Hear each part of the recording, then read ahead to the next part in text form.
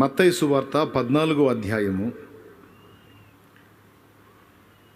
30వ వచనం 31వ వచనం చదువుకుందాం. ఇక ప్రశాంతంగా మనసు వాక్యం మీద పెట్టండి, చూడండి.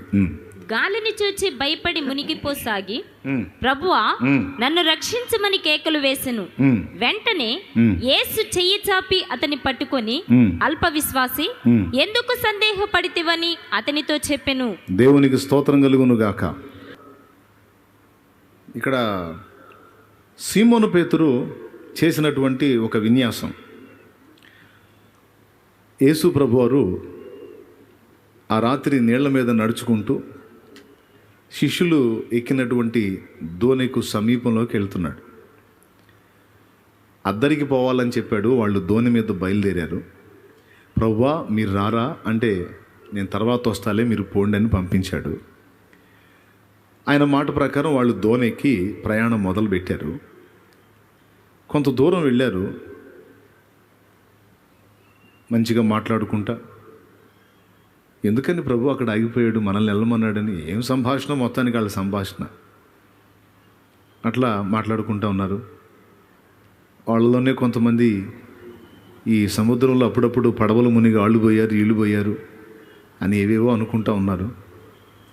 స్టోరీలు చెప్పుకుంటూ ఉంటారు కదా ప్రయాణం చేసేటప్పుడు. ఇప్పుడంటే మరపడవలు, ఇంజన్ సౌండ్, మాటలు సరిగ్గా వినపడు. అప్పుడే ఉంది జస్ట్ తెడ్లు వేసుకుంటూ వెళ్ళటమే కదా, ప్రశాంతంగా ఉంటుంది. మాటలు జరుగుతూ ఉన్నాయి. దాదాపు ఒక అంచుకు చేరుతున్నారు. యేసు ప్రభువారు నీళ్ళ మీద నడుచుకుంటూ నడుచుకుంటూ నడుచుకుంటూ వాళ్ళ దోణిను సమీపించాడు. ఆ దోణిను సమీపిస్తే చీకటి, రాత్రివేళ నీళ్ల మీద ప్రయాణం, అసలుకే రకరకాల సంభాషణలు జరిగినాయి. ఈలోపు ఈ నిలువు టంగి వేసుకొని తెల్లని వస్త్రాలేగా కనపడేది, ఇంకేం కనపడింది. సమీపంలో ఎవరో ఒక వ్యక్తి నిలిచి వస్తున్నట్టుగా అనిపించి భూతమని భయపడ్డారు. ఎందుకంటే యేసు ప్రభు నీళ్ల మీద నడుస్తాడు అని వాళ్ళకి తెలియదుగా. ఎందుకంటే అప్పటి వరకు వాళ్ళకి తెలిసినంత వరకు దోణిలో ఎక్కి ఆయన ప్రయాణం చేశాడు, దోణిలో ఉండి ప్రసంగం చేశాడు, వాక్యోపదేశం చేశాడు. అసలు దోణితో పని లేకుండా నీళ్ల మీద నడుస్తూ వస్తాడనేది వాళ్ళు ఊహించని సంగతి. నీళ్ల మీద నడుచుకుంటూ వచ్చేసరికి వాళ్ళు మొదట భూతమని భయపడ్డారు, కలవరపడ్డారు, గందరగోళం అయిపోయారు. వెంటనే యేసు ప్రభు వారు స్వరం ఎత్తి, బిడ్డలారా భయపడకండి, నేనే అని చెప్పాడు. వెంటనే స్వరాన్ని గుర్తుపెట్టారు. నా గొర్రెలు నా స్వరం విను అన్నాడు కదా. అప్పటికి చాలా రోజుల నుంచి వింటున్నారు ఆయన స్వరాన్ని. ఆ వాయిస్ విని గుర్తుపట్టి, ప్రభువేనా? ప్రభువే. వెంటనే వాళ్ళందరూ నీళ్ళ మీద నడుస్తున్నాడు ఏంటని ఆశ్చర్యచకితులయ్యారు. ఇంతలో సీమోను పేతురు స్పందించి ఏమన్నాడు తెలుసా? ప్రభువా నీవే అయితే, చూడండి ఒకసారి ఆ వచనం, 28వ వచనం, 14:28. ప్రభువా నీవే అయితే, చదవండి. నీళ్ళ మీద నడిచి నీ యొద్దకు వచ్చుటకు నాకు సెలవిమ్మని, నీళ్ళ మీద నడిచి నీ యొద్దకు వచ్చుటకు నాకు సెలవిమ్మని సీమోను పేతురు అన్నాడు. ఆయన రమ్మనగాని ఎప్పుడు వెళ్ళాడండి? ఆయన రమ్మనగానే వెళ్ళాడు. ఎక్కడికి వెళ్ళాడు? నీళ్ళ మీద అడుగేశాడు. చదువు. నీళ్ళ మీద అడుగేశాడు, నడక మొదలు పెట్టాడు. మునగల కొన్ని అడుగులు అలాగునే ముందుకెళ్ళాడు. ఎంత ముందుకెళ్ళాడంటే దాదాపు యేసయ్య దగ్గరికి వెళ్ళాడు. ఇంకా ఎక్కువ దూరం లేదు, చాలా సమీపంలోకి వచ్చాడు. ఇద్దరు ఎదురెదురు ఉన్నారు. ఎదురెదురు లేకపోతే చెయ్యి చాపి వెంటనే ఆయనను పైకి లేపటం ఎట్లా కుదిరిద్ది? ఆయన అక్కడుండి ఈయన ఇక్కడుండి, ఆయన అక్కడ మునిగిపోబోతుంటే ఈయన ఇక్కడి నుంచి పరిగెత్తి, ఇది జరిగేది కాదుగా. ఆయన మునిగిపోసాగాడు సీమోను పేతురు. వెంటనే ప్రభు చెయ్యి చాచి ఆయన పట్టుకున్నాడు. అంటే దాదాపు దగ్గరకు వచ్చాడు. అలానే చూస్తూ ఉన్నాడు. ఈ లోపు ఈ ప్రక్కన ఒక గాలి, ఒక నీటి అలాగ పైకి వచ్చేసింది. వాళ్ళ మీదకి కాదు, పక్కన లేచింది. వెంటనే ప్రభు వైపు నుంచి దృష్టి ఆ వైపుకు మళ్ళించాడు. ఎప్పుడైతే దృష్టి అటు మళ్ళిందో, ప్రభు వైపు నుంచి ఎప్పుడైతే దృష్టి పక్కకు మళ్ళించాడో, ఇంకేమాత్రం ఆలస్యం లేకుండా తక్షణమే మునిగిపోసాగెను. అప్పటిదాకా నీళ్ళ మీద నిలుచున్నాడు. మరి లక్షల క్యూసెక్కులో వేల క్యూసెక్కులో తెలియదు, కానీ అనేక క్యూసెక్కుల నీరు అతని పాదాల కింద ఉంది, కానీ అతను ఏమీ చేయలేదు. ఎప్పుడైతే ప్రభు వైపు నుంచి దృష్టి మళ్ళించాడో, అప్పటిదాకా అతని కాలి కింద లోబడి ఉన్న నీరు అతన్ని వెంటనే ముంచేయడం మొదలుపెట్టింది. వెంటనే ప్రభువా ప్రభువా నన్ను రక్షించయ్యా అయ్యా అని కేకలేశాడు. వెంటనే ప్రభు చేయి చాపి ఆయనను పట్టుకుని లేవనెత్తి యేసు ప్రభు పలికిన మాట, అల్ప విశ్వాసి ఎందుకు సందేహపడితివి అన్నాడు. దేవునికి స్తోత్రం కలుగునుగాక. ఏమని మాట్లాడాడు అక్కడ? అల్ప విశ్వాసి ఎందుకు సందేహపడితివి.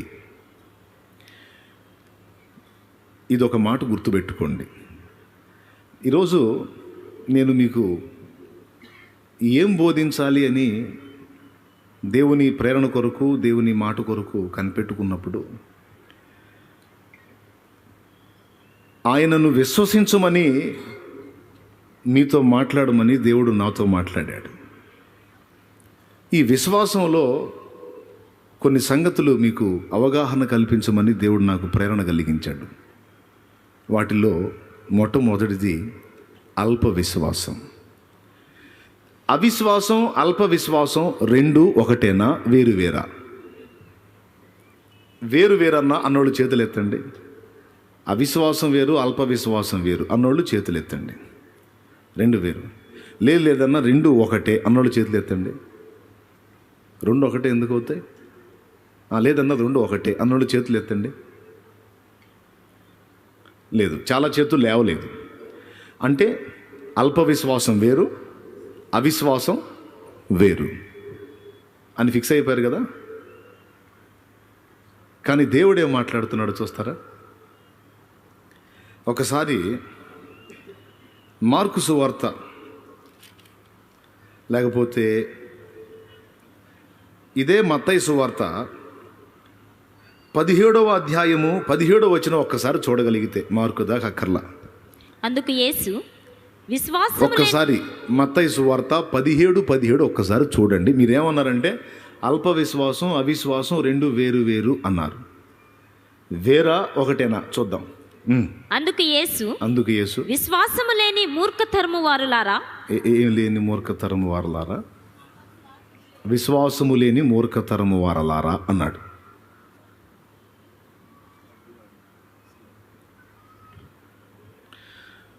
ఏపీ 39A ఏపీ 39J ఈ నంబర్ కలిగిన కార్లు ఏమండి 7215-1150 ఈ కార్లు బస్సులు రావడానికి అడ్డంగా పెట్టారంట. బాబు, ఆ కార్లో ఓనర్లు ఎక్కడున్నారో కొద్ది కష్టం అనుకోకుండా కొంచెం లేచి వెళ్ళి ఆ కార్లను కాస్త పక్కన పెడతారా? Car number AP 39A 7215 AP 39J1150 ఈ నంబర్లు కలిగిన కార్లు బస్సులు రావడానికి అడ్డుగా ఉన్నాయంట. ప్రజలు వస్తూ ఉన్నారు, బస్సులకు అడ్డం తగలకూడదు. అందుకని కొంచెం పరిచారకులు ఉండాలి కదా అక్కడ. పరిచారకులు చూసుకోలేదా? సరే, వాళ్ళు వచ్చి తీసారు, లేకపోతే ఒక 20 మంది కలిసి మరి చేయగలిగింది ఏముంది? దేవునికి మహిమ.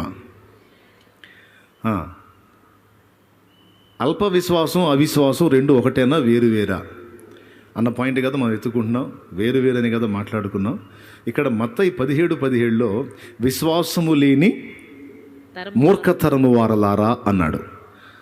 ఎందుకన్నాడంటే ఆయన రూపాంతర అనుభవాన్ని పొందడానికి కొండ మీదకి వెళ్ళాడు. ఓ 3 శిష్యుల్ని తీసుకొని కొండ కింద 9 మంది ఉన్నారు. గురువుగారు పైకి వెళ్ళాడు, కింద శిష్యులు ఉన్నారులే, ఈడు చిన్నోడు, ఈడికి పట్టిన దెయ్యం ఎంత దెయ్యం, వాళ్ళ దగ్గరికి తీసుకెళ్తే వాళ్ళే వదిలిస్తారులే అని దయ్యం పట్టిన అబ్బాయిని వాళ్ళ తండ్రి శిష్యుల దగ్గరికి తీసుకొచ్చాడు. వాళ్ళు తిప్పలబడి గావు కేకలేసి గందరగోళం చేసిన దెయ్యం పోలా. వీళ్ళకి అలసట వచ్చింది. ఈ తతంగం అంతా జరుగుతా ఉండగా ఇక వీళ్ళకి సాలిపోయింది, ఈ తంతు చూసే వాళ్ళ తండ్రికి సాలిపోయింది. దెయ్యం పట్టినోడు అంతే ఉన్నాడు. యేసు ప్రభు దిగి వస్తుంటే ఈ తండ్రి కొంతమంది వ్యక్తులు ఆయన దగ్గరికి వెళ్ళి, అయ్యా సహాయం చేయమని అడిగి సమస్య చెప్పారు. మా అబ్బాయికి దయ్యం పట్టిందండి, అది పట్టినప్పుడల్లా వాడు అగ్ని ఉంటే అగ్నిలో దూకుతాడు, నీళ్ళు ఉంటే నీళ్ళలో పోతాడు, వాడికి ఫిట్స్ సంబంధమైన జబ్బు కనపడతా ఉంటుంది. ఆ దురాత్మ వాని మీదకి వచ్చినప్పుడు పాపం చాలా కాలం నుంచి వాడు బాధపడుతున్నాడు. నా కన్నబిడ్డ నా కళ్ళ ముందు వాడు విలవెల్లాడుతుంటే చూడలేకపోతున్నాను. మీ గురించి విన్నాను, మీరు స్వస్థపరుస్తారని మీ దగ్గరికి తీసుకొచ్చాను. మీరేమో కొండ ఎక్కారంట, మీరేదో బిజీగా ఉన్నారు, మీ శిష్యులు ఉన్నారు, ఆ గురువు గారి దగ్గర ఉన్న శక్తి కొంచెమన్నా శిష్యుల్లో ఉంటుంది అని వాళ్ళ దగ్గరికి తీసుకెళ్తే వాళ్ళు పాపం చాలాసేపు కష్టపడ్డారు కానీ దయ్యం పోవట్లేదు. ఇది మీ వలన అయితే నా బిడ్డని కాపాడండి అయ్యా అన్నాడు. ఈ ఈ ఈ ఈ తంతు జరిగిన తర్వాత ప్రభు ఆ మాట అన్నాడు, ఏమనంటే, విశ్వాసము లేని మూర్ఖ తరము వారలారా, మీతో నేను ఎంతకాలం ఉందును, ఎంతవరకు మిమ్మును సహింతును అన్నాడు. వారికి విశ్వాసం ఉందన్నాడా, విశ్వాసం లేదన్నాడా? పెద్దగా చెప్పాలి. విశ్వాసము గల తరం వారలారా అన్నాడా, విశ్వాసము లేని మూర్ఖ అంటే విశ్వాసము లేదు గుర్తుపెట్టుకోండి. తర్వాత గద్దించి ఆ దయ్యం పట్టిన అబ్బాయిని పట్టుకొచ్చి ఆ దయ్యాన్ని వెళ్ళగొట్టి వాళ్ళ తండ్రికి ఆ చిన్నోడిని అప్పచెప్పి, దేవునికి స్తోత్రం, హల్లెలూయా, పంపించేస్తాడు. ఆ పంపించే టైంలో అవి బాగు చేసేటప్పుడు యేసుప్రభు అతనితో మాట అంటాడు, దయ్యాన్ని వెళ్ళగొట్టడానికి గద్దించేటువంటి వానికే కాదు బాబు, అసలు దయ్యం పట్టిందని కబురు తీసుకొచ్చావు కదా, నీకు నమ్మకం ఉందా? నమ్ముట నీ చేతనైతే నమ్మువానికి సమస్తము సాధ్యమే అన్నాడు. అంటే ప్రార్థన చేసే దైవజనుడే కాదు, ఆ ప్రార్థనా సహాయాన్ని పొందుతున్నటువంటి వ్యక్తిలో కూడా దేవుని పట్ల విశ్వాసం అనేది ఖచ్చితంగా పనిచేయాలి, ఉండాలి. ఇటుపక్క దైవ సేవకుల్లో విశ్వాసం, అటుపక్క బాధితుల్లో కూడా విశ్వాసం ఉంటే ఈ రెండు విశ్వాసాలు కలిసి దేవుని కార్యం అనేది జరుగుద్ది. అందుకని శిష్యుల్ని తిట్టి ఊరుకోలా, వాళ్ళ నాన్నను కూడా గద్దించాడు. నమ్ముట నీ చేతనైతే నమ్మేవాడికి సమస్తము సాధ్యమే అని చెప్పి దయ్యాన్ని ఎల్లగొట్టి ఆ సమస్యని అలా సాల్వ్ చేసి పంపించేశాడు. ఏందరు ఇంత మాట అనేసాడు, విశ్వాసం లేని మూర్ఖతరం వాళ్ళని మహాతిట్టు తిట్టాడు అని మా కోపంగా ఉన్నాడు. ఇప్పుడు గల్దించకూడదని కొంచెం కూల్ అయిన తర్వాత మెల్లగా యేసుప్రభు దగ్గరికి వెళ్ళారు. ప్రభువా, ఏం లేదు, ఇందాక మేము అంతసేటు మొత్తుకున్నాం, దెయ్యం బాలేదు, మీరేంది నాయన ఊరకలా గద్దించగానే అలాగ వెళ్ళిపోయింది, మేమెందుకు ఆ దయ్యమును వెళ్ళగొట్టలేకపోతేమి అన్నారు. అప్పుడు ఆయన ఏమన్నాడు, చూడండి 20వ వచనం, అందుకు ఆయన మీ అల్ప విశ్వాసము చేతనే అన్నాడు. ఏమన్నాడు? మీ అల్ప విశ్వాసము చేతనే అన్నాడు. అంటే వాళ్ళకి అల్ప విశ్వాసం అనేది కనీసం అల్ప విశ్వాసం అల్పంగానైనా ఉందా లేదా? పెద్దగా చెప్పండి, ఉందా లేదా? రైట్, ఉంది. కానీ పైన ఏమన్నాడు? 17లో ఏమన్నాడు? లేదన్నాడు. అంటే ఇప్పుడు ఏంటి అసలు ఇది? ఇంతకీ వాళ్ళకి విశ్వాసం ఉందా లేదా అంటే,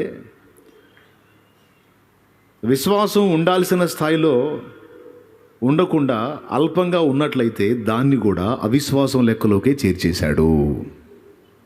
దేవునికి మహిమ. ఇది మొదటి సంగతి. అల్ప విశ్వాసం, దాన్ని గూర్చిన విషయం. రెండవది, గొప్ప విశ్వాసం. ఇది దేవుడు ఆశించిన వాళ్ళలో కనపడలా, దేవుడు ప్రభువు అనుకొనని వాళ్ళలో కనపడింది. నీ విశ్వాసము గొప్పది అనే మాట ఇద్దరి దగ్గర వాడాడు. చిత్రం ఏంటంటే ఇద్దరు అన్యులే. ఒకరు కనాను స్త్రీ, మరొకరు శతాధిపతి. మస్తు సార్లు విన్న ప్రసంగాలే, మనకేమి కొత్త ప్రసంగాలే కదా, పాత అయినా ఒక విషయం ఉందిలేండి, అందుకని చెప్తున్నాను. దీనిలో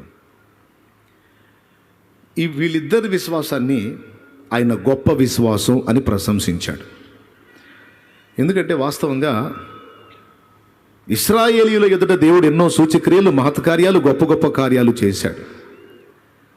వాళ్ళ చరిత్రలో వాళ్ళు చదువుకున్నా, వాళ్ళ కళ్ళారాళ్ళు చూసినా ఎన్నో కార్యాలు ఇటు యేసు ప్రభు చేశాడు. పాత నిబంధనలో యెహోవాను నామమున ప్రభువే ఎన్నో కార్యాలు చేశాడు. కాబట్టి ఇశ్రాయేలు దగ్గర విశ్వాసం ఉంటుంది, యూదుల దగ్గర విశ్వాసం ఉంటుంది అని ఎదురు చూశాడు, కానీ అక్కడ లేదు. ఆయన వారి అవిశ్వాసమునకు ఆశ్చర్యపడెను. కొంతమంది రోగుల మీద చేతులు ఉంచుట తప్ప మరి ఏ అద్భుతమును అక్కడ చెయ్యజాలకపోయెను అన్నాడు. దేవుడు చేయలేనివి కూడా కొన్ని ఉన్నాయా అంటే ఉన్నాయి అంటుంది వాక్యం. అందులో ఒకటి ఏంటంటే అవిశ్వాసుల జీవితంలో దేవుని శక్తి పనిచేయదు. దేవుని శక్తి ఎంత ఉన్నతమైనదైనా, ఎంత బలమైనదైనా విశ్వసించిన వాడి జీవితంలోనే అది పనిచేస్తుంది, కానీ విశ్వసించని వాని జీవితంలో అది పని చెయ్యదు. అదంతే, అది రూల్. కాబట్టి ఎన్నో అద్భుతాలు చేసినటువంటి ప్రభు ఒక ప్రాంతానికి వచ్చినప్పుడు అక్కడున్న ప్రజల ముందు కొంతమంది రోగుల మీద చేతులు ఉంచడం తప్ప మరి ఏ అద్భుతం అక్కడ చేయలేదు, చెయ్యజాలకపోయెను అన్నాడు. అంటే దేవుని కార్యాన్ని అడ్డగించేది మన అవిశ్వాసం. కానీ ఇశ్రాయేల్ దగ్గర దొరికిద్ది అనుకున్నాడు, కానీ వాళ్ళ దగ్గర దొరకలే. వాళ్ళ దగ్గర అవిశ్వాసం ఎదురైంది. చిత్రం ఏంటంటే అసలు ఇశ్రాయేలు దేవుని గురించి ఏమీ తెలియనటువంటి ప్రజలు, అన్యజనులు. అలాంటి అన్యజనులు ఇద్దరు, ఒకటి శతాధిపతి, రెండు కనాను స్త్రీ. ఈ కనాను స్త్రీ దగ్గర జరిగిన సన్నివేశం మీకు అందరికీ తెలుసు. యేసు ప్రభు మార్గాన్ని వెళ్తూ ఉంటాడు. స్త్రీ ఒకతే కేకలేస్తూ ఉంటుంది. ఆమె, ప్రభువా కరుణించు, నా కుమార్తె చావు బ్రతుకుల్లో ఉంది, దయచేసి నా బిడ్డకు పట్టిన దయ్యమును వెళ్ళగొట్టయ్యా అని ఆమె కేకలేస్తా వెంటబడితే పట్టించుకోడు. వాస్తవానికి ఆమె తక్కువది కాదు, ఆమె ఒక రాజవంశీకురాలు. చరిత్రకారులు చెప్పే మాట ఏంటంటే ఆమె అన్యజాతిలో, అన్యులలో ఉన్నత వర్గానికి చెందిన వ్యక్తి, తక్కువది కాదు. కానీ ఏం చేద్దాం, ఎంత ఉన్నతమైనటువంటి వంశమైనా అగసాట్లు వచ్చినప్పుడు మరి మొర్ర పెట్టుకోక తప్పదు కదా. ఎన్నో తిప్పలు పడింది, కానీ ఆ కుమార్తెన దయ్యం వదిలిపెట్టల. యేసు ప్రభు వెంటబడింది. ఎలా వెంటబడింది తెలుసుకుంది. మొత్తానికి యేసు ప్రభు గద్దిస్తే దయ్యాలు వెళ్ళిపోతున్నాయి, రోగులు శుద్ధులవుతున్నారు, స్వస్థత పొందుతున్నారు, చచ్చిన వాళ్ళు లెగుస్తున్నారని ఈ మాటలని విని ఆయన నాకు అందితే బాగుండు, ఆయన పాదాలు పట్టుకుందామని ఆశపడింది. నిజంగానే ప్రభు దొరికాడు. ఇక కేకలేయటం మొదలుపెట్టింది. ఆయన ఏమి పట్టించుకోకుండా అలాగ ముందుకు వెళ్ళిపోతున్నాడు. ఈమె కేకలు ఎక్కువ చేస్తుంది. శిష్యులకు చిరాకేసి, ప్రభా ఏంది నస, ఆమె అంతసేటు కేకలేస్తుంటే నువ్వేమీ విన్నట్టు పోతావు, మా చెవులు బగిలిపోతున్నాయి, ఏంది ప్రభువా అంటే చూస్తాడు. ఏంది నీ గోళ అని. ఏంది నీ గోళ అంటే, ప్రభువా నా కుమార్తె దయ్యము చేత పీడించబడి అల్లాడిపోతుంది, దయచేసి నా బిడ్డను కాపాడయ్యా. వెంటనే ఆయన ఆమెను అవమానపరిచినట్టు ఒక మాట అన్నాడు. పిల్లల రొట్టె ముక్కలు తీసి కుక్క పిల్లలకు వేయుట యుక్తము కాదన్నాడు. ఏమన్నాడు? పిల్లల రొట్టె ముక్కలు తీసి కుక్క పిల్లకు వేయటం యుక్తం కాదు అన్నాడు.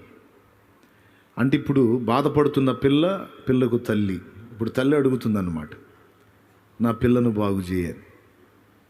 అంటే ఈ పోలిక ఎలా ఉందంటే, బాధితురాలైన కూతురేమో కుక్క పిల్ల, ఆ పిల్లను కలిగిన తల్లి ఏమో కుక్క అన్నట్టు ఉంది. స్తోత్రం.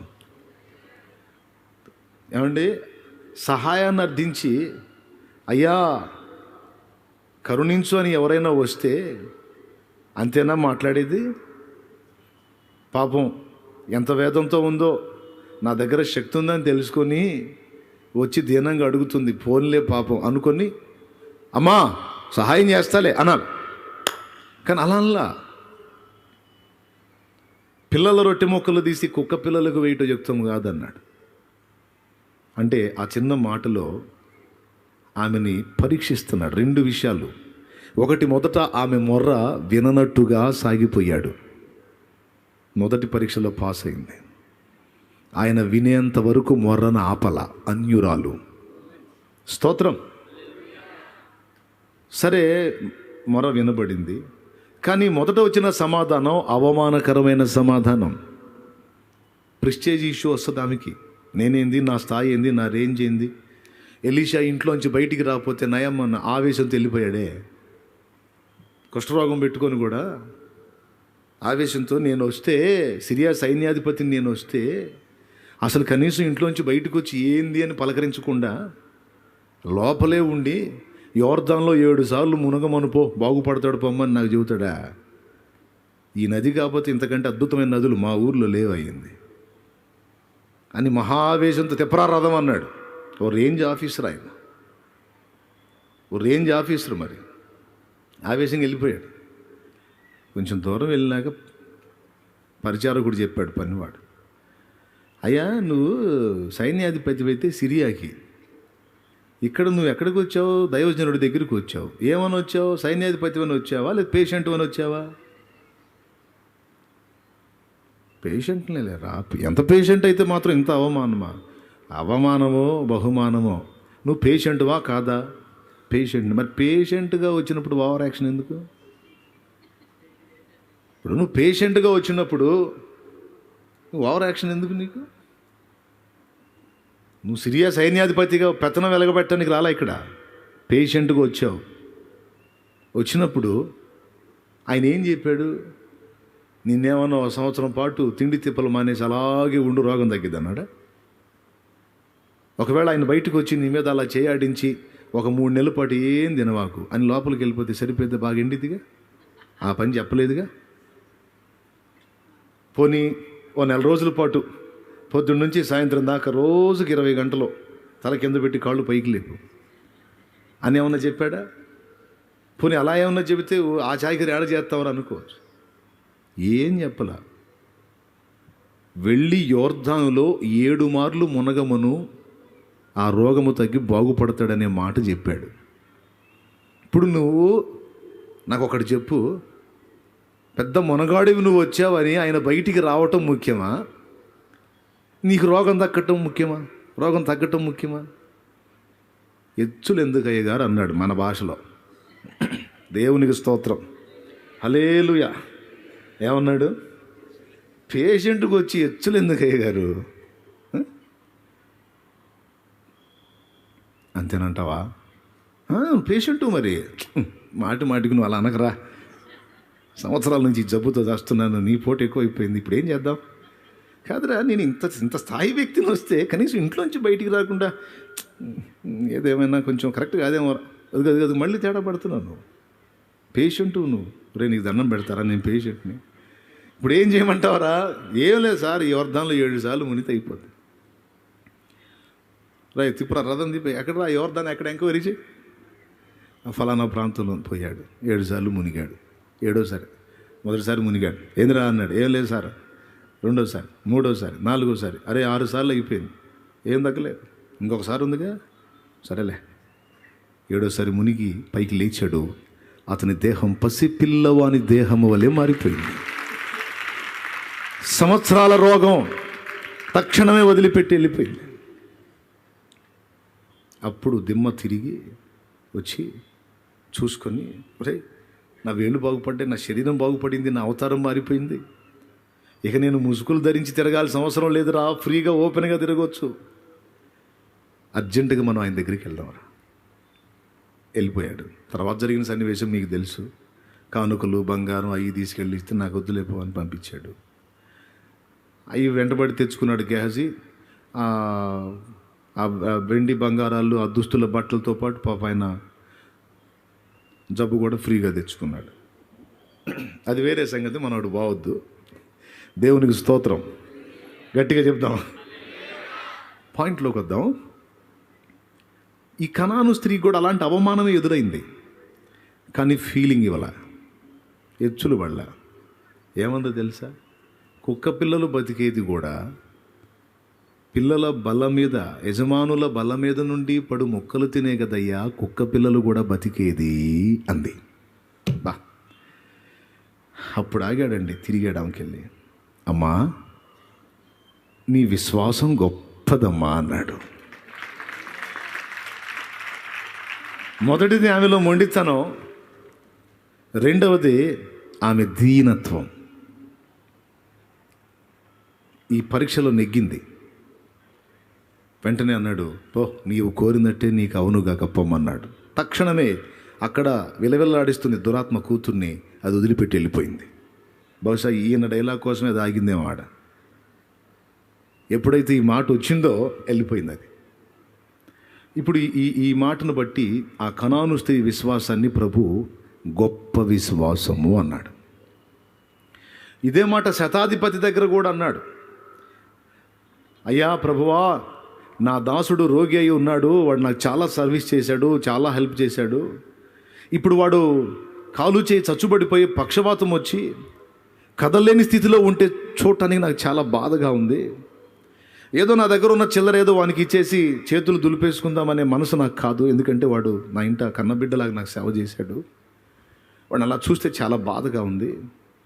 పనివాడైనా, నా దాసుడే అయినా వాడు చాలా మంచివాడయ్యా, నమ్మకస్తుడు. వాడు అట్లా పడిపోతే నాకు తట్టుకోలేకపోతున్నాను. నా దాసుని బాగు చేయమని కొడుకు కోసమో, కూతురు కోసమో, అల్లుడు కోసమో, మనవడ కోసమో, మనవరాల కోసమో, భర్త కోసమో, భార్య కోసమో కాదు, దాసుడి కోసం విజ్ఞాపన చేశాడు. బాగుంది. సరే ప్రభు, ఎంత మంచి మనసు ప్రభు. సరే నేను వచ్చి బాగు చేస్తాలని బయలుదేరాడు. ఆ కబురు విని కొంచెం దూరం వెళ్ళిన తర్వాత అంటాడు, ప్రభువా, నీవు నా ఇంట్లోకి వచ్చేదానికి నేను పాత్రుని కాను. నీవు పరిశుద్ధుడవు, నేను పాపిని. నీవు అధికారము కలిగిన వాడివి, నేను కూడా అధికారినే, శతాధిపతిని, 100 మంది మీద నాయకుడిని. రాయ్ అది తీసిరా, రాయ్ ఇది తీసిరా అని ఆజ్ఞాపిస్తే 100 మంది నా మాట కోసం నేను ఎటు పొమ్మంటే అటు పోతారు, ఏది చెయ్యమంటే అది చేస్తారు. నీవు సర్వాధికారివి, నువ్వు ఇంటి దాకా వచ్చి రోగాన్ని స్వస్థపరిచేదేంటి? ఒక్క మాట సెలవివు. మాట మాత్రము సెలవిమ్ము, మా బ్రతుకు మారిపోతుంది. మాట మాత్రము సెలవిమ్ము, మాకు విడుదల దొరుకుతుంది. విశ్వాసులంతా ఈ పాఠం నేర్చుకుంటే ఎంత బాగుండు. అయ్యగారు చేయి పెట్టినా కొంతమంది ఊరుకోరు. చేయి పెట్టి ప్రార్థన చేసినా, చేయి పెట్టి ప్రార్థన చేస్తుంటే వరుసగా ఆ ప్రార్థన ఆయన, ప్రభా ఈ బిడ్డను జ్ఞాపకం చేసుకోండి, అయ్యా కూతురు గురించి అయ్యా కూతురు గురించి అంట. ప్రభా కుమార్తె సమస్యల పరిస్థితి, అయ్యా మనవడు చదువుతున్నాడు, ఎగ్జామ్స్ కోసం చేయ. ప్రభా మనవడు ఎగ్జామ్స్ విషయంలో సహాయం చేయ. అయ్యా మనవరాలు పెళ్లి గురించి అయ్యా, చాలా రోజులు అయిందయ్యా పెళ్లి గురించి.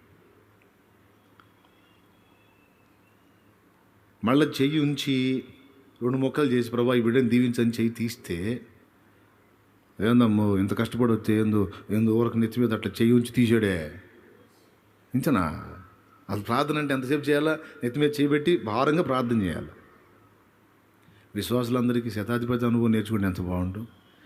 అసలు ఒక మాట సెలవివయ్యా అన్నాడు. ఏమన్నాడు? ఒక మాట సెలవివయ్యా, నువ్వు ఆజ్ఞాపించి అక్కడుండి. వెంటనే యేసు ప్రభు తనను వెంబడిస్తున్న జన సమూహం వైపు తిరిగి, ఇశ్రాయేలులోనైనను ఇంత గొప్ప విశ్వాసం ఉన్నట్టు నేను చూడలేదు. ఆశ్చర్యపోయాడు. ఏంట్రా ఇది? ఉండాల్సిన వాళ్ళ దగ్గరేమో ఉంటలా, ఉండదనుకున్న వాళ్ళ దగ్గరేమో బలంగా ఉంటుంది. నీకు ఒక విచిత్రమైన విషయం చెప్పనా?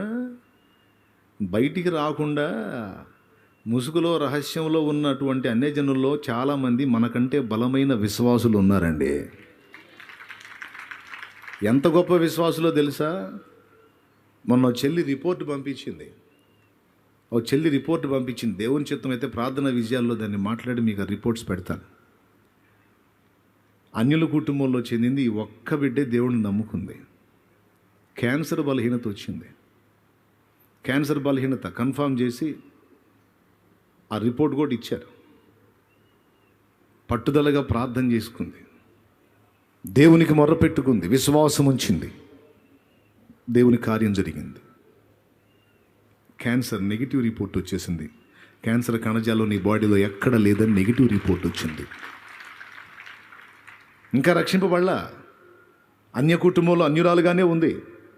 కానీ యేసు ప్రభువును హత్తుకుంది. ఫ్యామిలీ పర్మిషన్ లేక బందీ అయిపోయింది.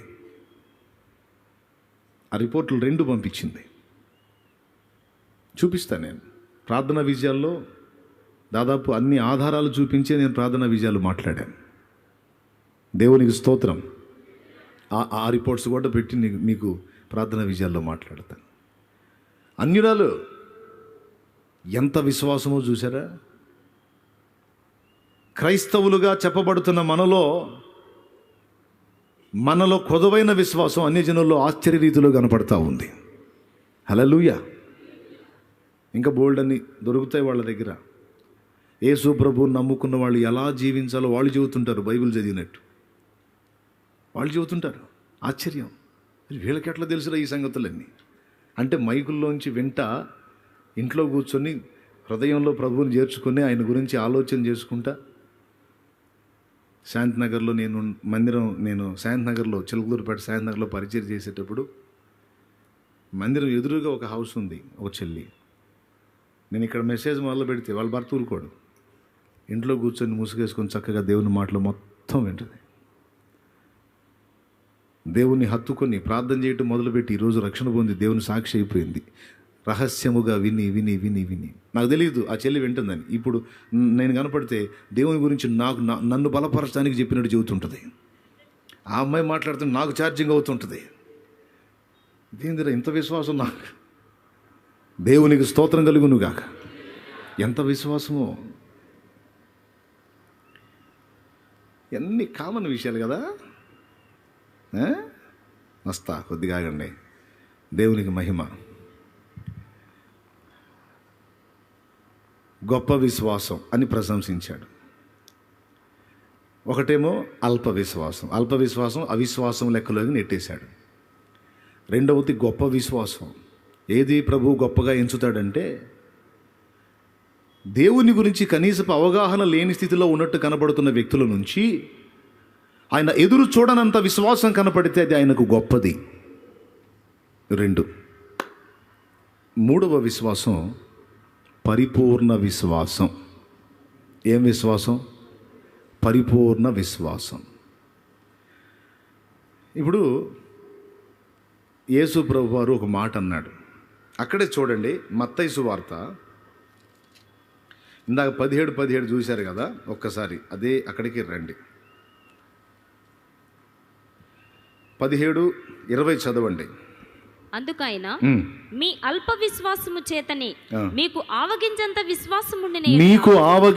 విశ్వాసం ఉండిన ఎడల ఈ కొండను చూచి ఇక్కడ నుండి అక్కడికి పొమ్మనగానే అది పోవును. ఇక్కడ ఏమన్నాడు? ఆవగింజంత విశ్వాసం. ఆవగింజ ఎంత పరిమాణం అండి? మన ఆవగింజేమో కాస్త కనపడుతుంటుంది. యూదా దేశంలో ఇజ్రాయేల్ ఆవగింజ అయితే కాస్త మన దానిలో కనీసం 10 వంతులు తక్కువగా ఉంటుంది, లేదా 20 వంతులు తక్కువగా ఉంటుంది. అంత ఉంటుంది, చిన్నది. మన ఆవగింజలు చేతిలోకి వచ్చేస్తాయి, కానీ ఆ ఆవగింజలు చాలా చిన్నగా ఉంటాయి. రౌండ్గా ఉంటాయి కానీ చాలా చిన్నగా ఉంటాయి. చూసారా మీరు ఎవరన్నా ఇజ్రాయెల్లో పండే ఆవగింజలు చూసారా? చాలా చిన్నగా ఉంటాయి. అంత ఆవగింజంత విశ్వాసం మీకుండిన ఎడల ఈ కొండను చూసి, గింజ పరిమాణం ఎంత, కొండ పరిమాణం ఎంత? స్తోత్రం. గింజ పరిమాణం కొంచెమే, కొండ పరిమాణం చాలా పెద్దది. కానీ ఆవగింజంత విశ్వాసం ఉండిన ఎడల ఈ కొండను చూచి నీవు లేచి అక్కడికి పొమ్మనగానే అది పోవును. అబ్బా, నీవు లేచి అక్కడికి పొమ్మనగానే అది పోవును. మీకు అసాధ్యమైనది ఏది ఉండదని నిశ్చయముగా మీతో చెప్పుచున్నానని. ఏందండి ఇంత అద్భుతమైన ఆఫర్ ఇస్తే మనం ఏందండి ఇన్ని అసాధ్యాలు పెట్టుకుని గందరగోళం అవుతున్నామో? యేసు ప్రభు అబద్ధాలు చెబుతాడా, నిజాలు చెబుతాడా? పెద్దగా చెప్పాలి. ఆయన అబద్ధాలు చెప్పేవాడు కాదుగా, నిజాలే చెబుతాడు కదా. ఇంత మంచి ఆఫర్ ఇస్తే ఏం లేదు, పెద్ద అవసరం లేదు. ఆవగింజంత విశ్వాసం ఉంటే ఈ కొండను చూచి నీవు లేచి అక్కడికి పొమ్మనగానే అది పోతుంది అన్నాడు. వెంటనే మనం ఆత్మీయ కోణంలో అంటే అన్నయ్య కొండ అంటే కొండలేసి కాదు, కొండలాంటి సమస్యలు పోతాయని చెప్తున్నాడు. లేదు, అక్కడ అక్షరార్థంగా కొండ అన్నాడు. ఈ కొండను లేచి అక్కడికి పొమ్మనగానే అది పోవును, మీ మాట వింటుంది, మీకు అసాధ్యమైంది ఏది ఉండదు అన్నాడు. ఇక్కడ నాకు డౌటు, మరీ ఇంతమంది విశ్వాసుల్లో కనీసం ఆవగింజంత విశ్వాసం ఉండదా? చెప్పండి, మీరు ఒకసారి చెప్పండి. నాకైతే అన్నయ్య బఠానీ గింజంత విశ్వాసం ఉంది అన్నయ్య అన్నోళ్ళు చేతులు ఎత్తండి. ఏమో ఆవగింజ కంటే కూడా అసలు ఇంకా చిన్న విశ్వాసం అన్నయ్య అన్నదంటే డౌట్ పడాలి. ఇక అది విశ్వాసమో ఏమో. ఆవగింజంత విశ్వాసం, ఆవగింజ ఎంత అయితే మన ఫీలింగ్ ఎట్లా ఉంటుందో తెలుసు. ఒక్కోసారి అసలు ఆవగింజ ఏంది, బఠానీ గింజ ఎంత ఉంటుందో నాకు విశ్వాసం. అసలు అట్లా కాదు, కమలా పండు అంత విశ్వాసం ఉంటుంది నాకు. కొండలను పెకలించేటువంటి విశ్వాసము పరిపూర్ణ విశ్వాసమని కొరింథీయులకు రాసిన మొదటి పత్రిక 13వ అధ్యాయము 2వ వచనంలో పౌలు మహనీయుడు మాట్లాడాడు. చూడండి. ప్రవచించు కృపావరము కలిగి మర్మములన్నీయు జ్ఞానమంతయు ఎరిగిన వాడనైనను కొండలను పెకిలింపగల పరిపూర్ణ విశ్వాసము గలవాడనైనను. అక్కడ కొండను లేచి అక్కడికి పొమ్మని చెప్పేటువంటి విశ్వాస పరిమాణాన్ని ఎంత చెబుతున్నాడు? ఆవగింజంత అన్నాడు. ఆవగింజంత విశ్వాసం. ఇక్కడ ఆ ఆవగింజంత విశ్వాసాన్ని పౌలు మహనీయుడు ఏమన్నాడు? కొండలను పెకలింపగలిగిన పరిపూర్ణ విశ్వాసం అన్నాడు. బాగా ఈ ఒక్క ముక్క జాగ్రత్తగా వినాలి మీరు. ఇప్పుడు ఆవగింజంత విశ్వాసమే పరిపూర్ణ విశ్వాసమా? ఎట్లా సాధ్యం? అంటే విశ్వాసపు కొలతంతా కూడా ఆవగింజంతేనా? లేకపోతే ఏమన్నా కమలా పండు విశ్వాసం సైజు ఏమైనా ఉంటుందా? అట్లా ఏమైనా ఉంటుందా? లేకపోతే బఠానీ గింజ సైజు ఉంటుందా? లేకపోతే ఏమన్నా ఏ పరిమాణంలో ఉంటుందో దాన్ని పరిమాణం పూర్తిగా చెప్పలేదు కదా. నేను ధ్యానిస్తున్నప్పుడు నాకు వెల్లడైనటువంటి ఒక మాట చెప్తున్నాను, బాగా వినండి. గింజలు రకరకాల షేపుల్లో ఉంటాయి. గింజలు యేసు ప్రభు ఎందుకు ఆవగింజనే పోల్చాడు అంటే పక్క రౌండ్ ఉంటుంది ఆవగింజ. షేపులు ఏమన్నా దీర్ఘ చతురస్రాకారాల్లో ఏముంటుందా వడ్ల గింజలాగా. ఇక మిగిలిన గింజలన్నీ మీరు గమనించండి, చాలా వరకు గింజలన్నీ రకరకాల ఆకారాల్లో ఉంటాయి. ఉదాహరణకి కమలా పండు అన్నాను, కమలా పండులో వచ్చే గింజ ఎట్లా ఉంటుంది? అదో టైపులో ఉంటుంది. పనస పండులో గింజ అదొక టైపులో ఉంటుంది, అవునా? పొట్లకాయలో గింజ ఒక టైపులో ఉంటుంది, బీరకాయలో గింజ ఒక టైపులో ఉంటుంది. చాలా వరకు పండ్లలోని గింజలు రకరకాల ఆకృతుల్లో ఉంటాయి, అవునా? వడ్ల గింజ దీర్ఘంగా ఉంటుంది, చతురస్రాకారం, ముక్కు అది రెండు వైపులా కోణంగా ఉండి పొడవు వెడల్పులు సమానంగా ఉండదు, వెడల్పు తక్కువ పొడవు ఎక్కువ. అన్నయ్య కంది గింజ రౌండ్ ఉంటుందేమో? నో, అది కూడా తేడా ఉంటుంది. అన్ని వైపులో ఒకే కొలతలో ఉండదు కంది గింజ అంటే కందిపప్పు. పొడవు వెడల్పులు సమానం ఉండదు. దేవునికి మహిమ. అందుకే ఏ గింజలు చెప్పకుండా ఆవగింజ అన్నాడు. ఆవగింజ అని ఎందుకు అన్నాడంటే పొడవు వెడల్పులు సమానం, చుట్టూ చచ్చవక రౌండ్, ఎక్కడ ఏ తేడా ఉండదు. ఇక్కడ దీన్ని గమనించాల్సిన విషయం ఏంటంటే, ఏదన్నా ఒక పేపర్ ఇస్తారా, ఆ పేపర్, ఆ వైట్ పెద్ద పేపర్ కావాలి. ఇప్పుడు మీకు స్క్రీన్ మీద నేను పెన్నుతో ఒక గీత గీస్తాను, దీని సంగతి మీరు చెప్పండి. స్క్రీన్కి వెళ్ళి చూడండి.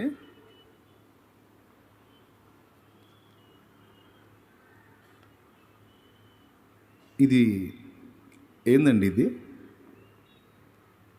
ఇదేంది? క్యామ్లో జూమ్ చేసి చూపించింది ఆయన. ఇదేంది? ఏం కనపడుతుందిరా నీ ముఖం? ఒక గీత అనాలనిపిస్తుంది కదా పెద్దోళ్ళకి. అన్న పర్లేదు. చూస్తున్నారా? ఏంది ఇది?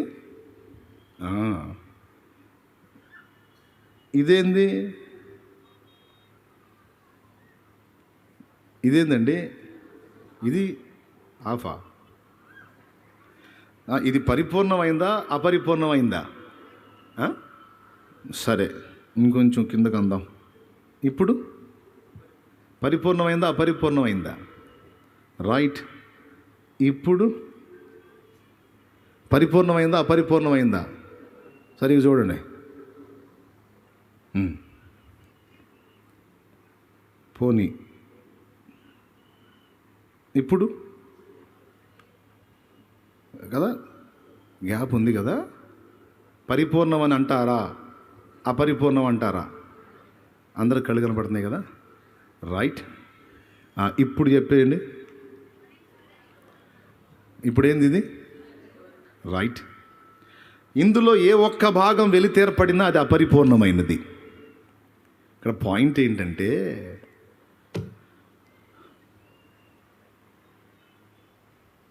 సమస్య చిన్నదైనా పెద్దదైనా దాని స్థాయిని బట్టి నువ్వు ఏర్పరచుకునే విశ్వాసం ఉంటుందే, ఆ విశ్వాసంలో పరిపూర్ణత ఉండాలి. పర్సనాలిటీ కాదు, పరిపూర్ణత ముఖ్యం.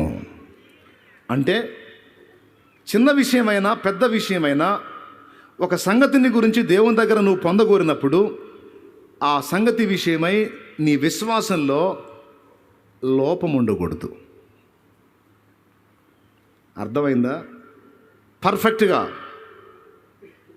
కంప్లీట్గా దేవుడు దీన్ని చేస్తాడు. ఇక అంతే. దేవునికి స్తోత్రం కలుగును గాక. హల్లెలూయా. చేసేస్తాడు ఇక అంతే, డౌట్ లేదు. సందేహించేవాడికి ఏం జరిగిద్దో చెప్పాడు అక్కడ. మనస్సున సందేహింపక. చాలా సంగతులను గురించి మన దగ్గర ఉన్న దరిద్రం ఇదే. స్తోత్రం చెప్పండి, గట్టిగా చెప్పండి. ఇప్పుడు చాలా చిన్న సమస్య అండి, చాలా చిన్న విషయం. ఆ చిన్న విషయానికైనా పెద్ద విషయానికైనా నువ్వు అడిగిన విషయం ఏదైనా దాని విషయంలో నీ విశ్వాసం వెలితి లేకుండా ఒక రౌండు పరిపూర్ణంగా, ఇప్పుడు పూర్ణ చంద్రబింబం అంటాం. గణిత శాస్త్రంలో సున్నాకి కూడా పూర్ణం అనే పేరు ఉంది. నాకు తెలియదు, మరి గుర్తుందో, చిన్నప్పుడు గుర్తుంది. అంటారా? పూర్ణం అంటారా? అనరా? పూర్ణ సంఖ్యలో మొదటిది ఏంటి? పెద్దగా చెప్పండి. మీరెంత చదువుకున్నోళ్ళు, నేనేమో మోటువాడిని, చెప్పండి కాస్త. దేవునికి మహిమ. పూర్ణ సంఖ్యలో సున్నా పూర్ణం ఏంది అంటే, ఎక్కడన్నా కోత పడిందంటే అపరిపూర్ణం. ఈ అంచు ఆ అంచు రెండు కలిసిందనుకో పూర్ణం. చిన్న విషయాన్ని విశ్వసించేటప్పుడైనా ఇది చిన్నదేగా, అయితే అవ్వచ్చు, కాకపోవచ్చు అనుకోకూడదు. చిన్నదైనా డౌట్ లేకుండా, సందేహం లేకుండా నా దేవుడు దీన్ని చేస్తాడు అని నమ్మాలి. పెద్దదైనా అక్కడ నీ సమస్య యొక్క పరిమాణం కాదు కావాల్సింది, నీ విశ్వాసం యొక్క పరిపూర్ణత కావాలి. ఇదండి చాలా వరకు మన అపజయానికి ఇదే కారణం. ఆవగింజంత విశ్వాసం అంటే, ఆవగింజంత విశ్వాసం అన్నాడు. బహుశా మనకు అంత పరిమాణంలో విశ్వాసం లేదనుకుంటాను, మరి మన కంట్లో ఉండాల్సినంత విశ్వాసం ఉన్నట్టుంది. ఏంది అసలు మనకేం కార్యాలు జరగవు అనేది మన ఏడుపు. కానీ నీవు ఏదైనా దేవుని ఎదుట ఒక సంగతిని అడిగినప్పుడు దాని విషయంలో మనస్సులో ఏ కోశాన కూడా సందేహించకుండా పరిపూర్ణముగా నీవు ఆ విషయాన్ని దేవుడు నీకు అనుగ్రహిస్తాడని నిశ్చయముగా నమ్మిన ఎడల ఖచ్చితంగా నీకు అది దేవుని నుండి దొరుకుతుంది, నీకు అసాధ్యమైనది ఏది ఉండదు అన్నాడు. యేసయ్య మనకు రివర్స్ పాట పాడుతున్నాడు, మనమేమో యేసయ్యకు పాడుతున్నాం. నీ ప్రజల నెమ్మదికై రాజాజ్ఞ మార్చింది నీవేనని, అహమును అణచి అధికారులను అధముల చేసిన నీకు, నీ ప్రజల నెమ్మదికై రాజాజ్ఞ మార్చింది నీవేనని, అహమును అణచి అధికారులను అధముల చేసిన నీకు, అసాధ్యమైనది ఏమున్నది, అసాధ్యమైనది ఏమున్నది, అసాధ్యమైనది ఏమున్నది, అసాధ్యమైనది ఏమున్నది. ఆగో, ఎవరికి అసాధ్యమైనది? ఇప్పుడు యేసయ్య మనకి రివర్స్ పాడదు, ఎప్పుడో పాడేశాడు బైబిల్లో, అది చూసుకోవట్లా మనం. అయ్యా నీకు అసాధ్యమైనది ఏమీ లేదయ్యా అని ఆయనకు పాడుతున్నాం. ఆయన అంటున్నాడు నీకు కూడా ఉండదయ్యా అంటున్నాడు. ప్రభువా నీకు అసాధ్యమైనది ఏమీ లేదు నాయన అంటే నీకు కూడా ఉండదమ్మా అంటున్నాడు. ఏంది ప్రభువా? 2 చోట్ల వాడాడు ఈ మాట. నీకు అసాధ్యమైనది ఏది ఉండదు అనే మాట 2 చోట్ల వాడాడు. ఒక చోటేమో మత్తయిలో, రెండవది మార్కులో, నమ్ముట నీ వలనైతే నమ్మువానికి సమస్తము సాధ్యమే. అన్నీ సాధ్యమే అంటే ఇక అసాధ్యమైనది ఏది ఉండదు అని. ఇప్పుడు ఇక పనితనం అంతా ఎక్కడ ఉందంటే, ఏ విషయాన్ని గూర్చైనా మనం ప్రార్థన చేసేటప్పుడు పరిపూర్ణముగా నమ్ముట, విశ్వసించుట అనే దాని మీదనే ఇప్పుడు మన పనితనం అంతా ఆధారపడి ఉంది. ఇది నీలో ఆలోచించుకొని వివేచించుకొని సమకూర్చుకోవలసినటువంటి సంగతి. ఇది ప్రభువా నువ్వే నాకు తీసుకొచ్చి పెట్టినాయనంటే కుదరదు. విశ్వాసం తీసుకొచ్చి నీలో ఆయన పెట్టడానికి కుదరదు. అదే సాధ్యమైతే అన్ని జనుల మొత్తంలో విశ్వాసం అనే చిప్పు పెట్టేశాడంటే తెల్లారేటప్పటికి చర్చిలు మొత్తం ఫుల్ అయిపోయి పొర్లిపోతూ ఉంటాయి. స్తోత్రం, హల్లెలూయా. నువ్వు విశ్వసించడానికి కావలసిన ఆధారాలని, విశ్వసించడానికి కావలసిన వాక్కుని, కొన్ని సాక్ష్యాలని, కొన్ని రుజువుల్ని నీ కళ్ళ ముందు చూపించి ఆ విశ్వాసాన్ని ఏర్పరచుకునే ప్రక్రియ నీకే అప్పచెప్పేశాడు. ఎంతమందికి అర్థమవుతుందో ఏమో నాకైతే తెలియదు.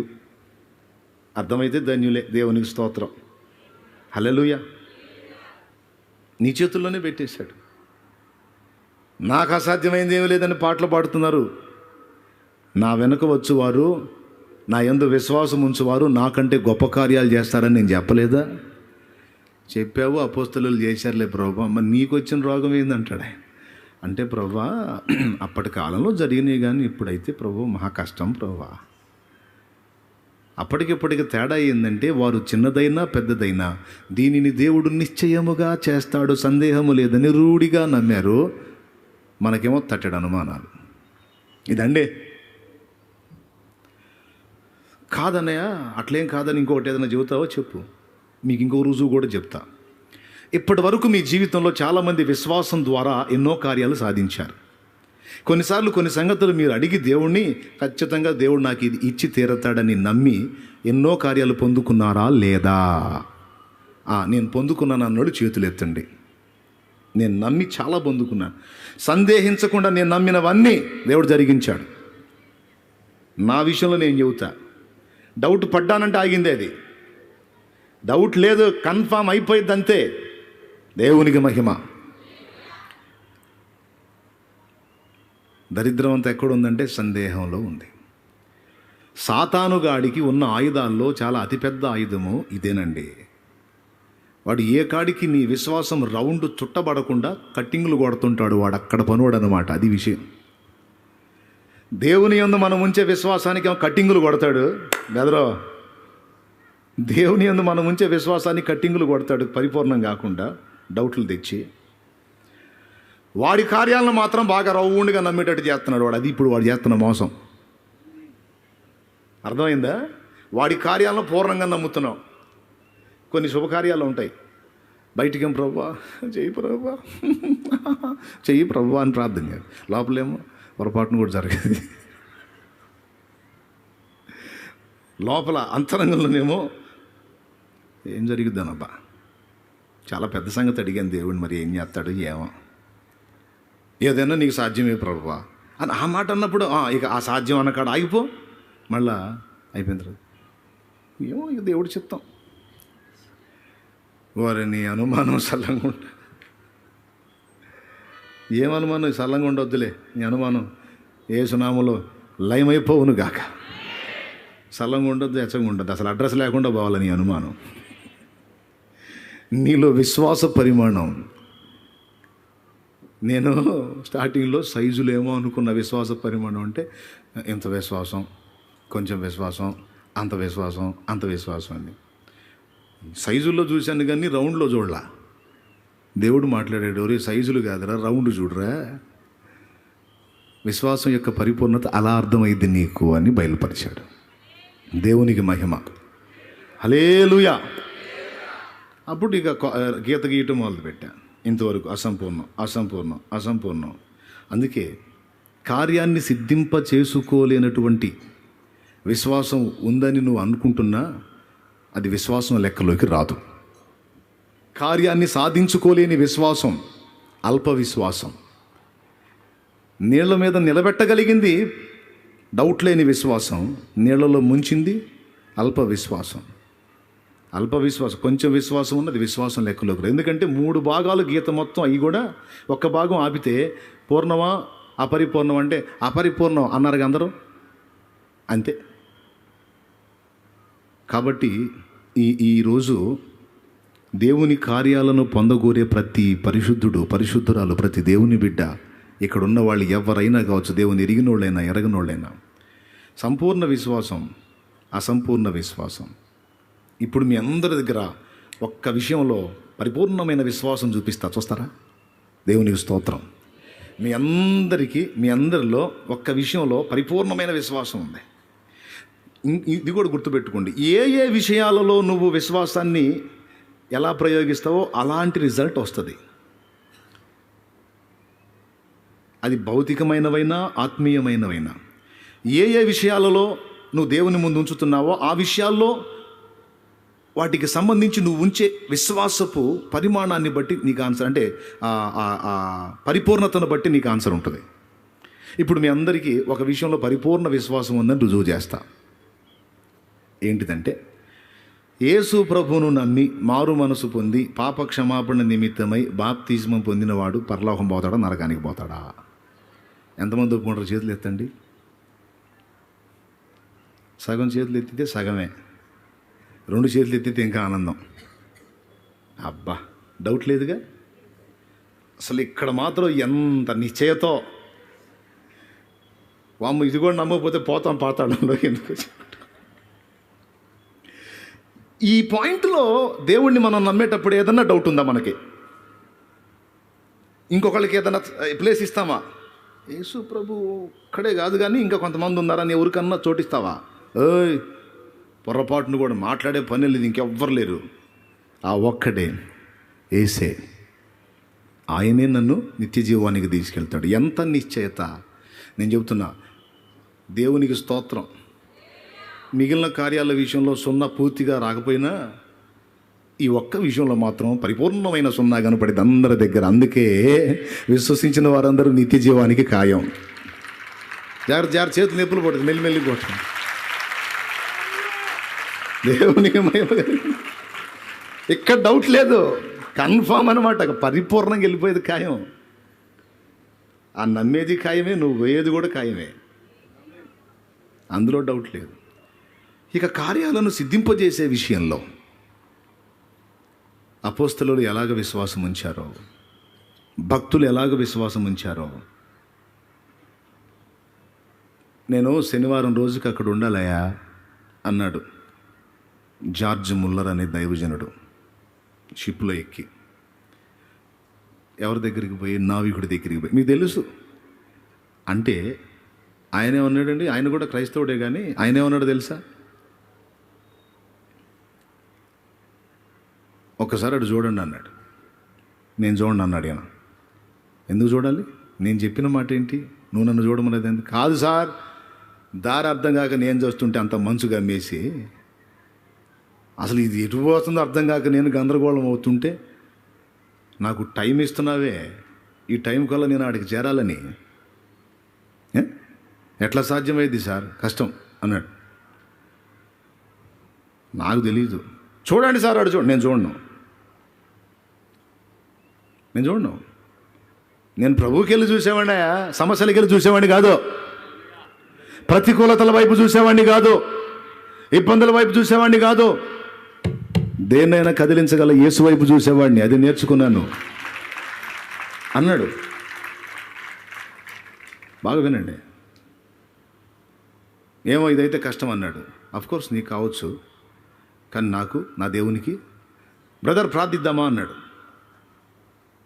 ప్రార్థన చేద్దాం.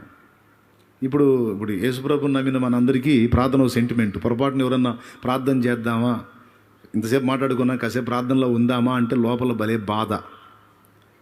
పెద్ద భక్తురాలమ్మ ప్రార్థన అంటే మళ్ళీ కాసేపు సుత్తి అంతసేపు అన్నా చెప్పు. కాసేపు ప్రార్థన చేద్దాం అనగానే ఆ మాట అన్న వ్యక్తిని దుష్మన్కే బచ్చే హే అన్నట్టు చూస్తూ ఉంటారు. దేవునికి స్తోత్రం. మనసులో ఫీలింగ్ చేయకుండా పోతే మళ్ళీ ఏం మొహం పగిలిద్దో. ఆ ప్రార్థన ఇప్పుడు వద్దులే అంటే మళ్ళీ చుట్టూ ఉన్న వాళ్ళందరూ ప్రార్థన వద్దండి సైతాన్ సంబంధం అనుకుంటారేమో అని ఎంత ఫీలింగ్ ఉన్నా, ఎంత విరక్తి ఉన్నా, ఎంత ఇబ్బంది ఉన్నా 2 మాటలు క్లుప్త ప్రార్థన.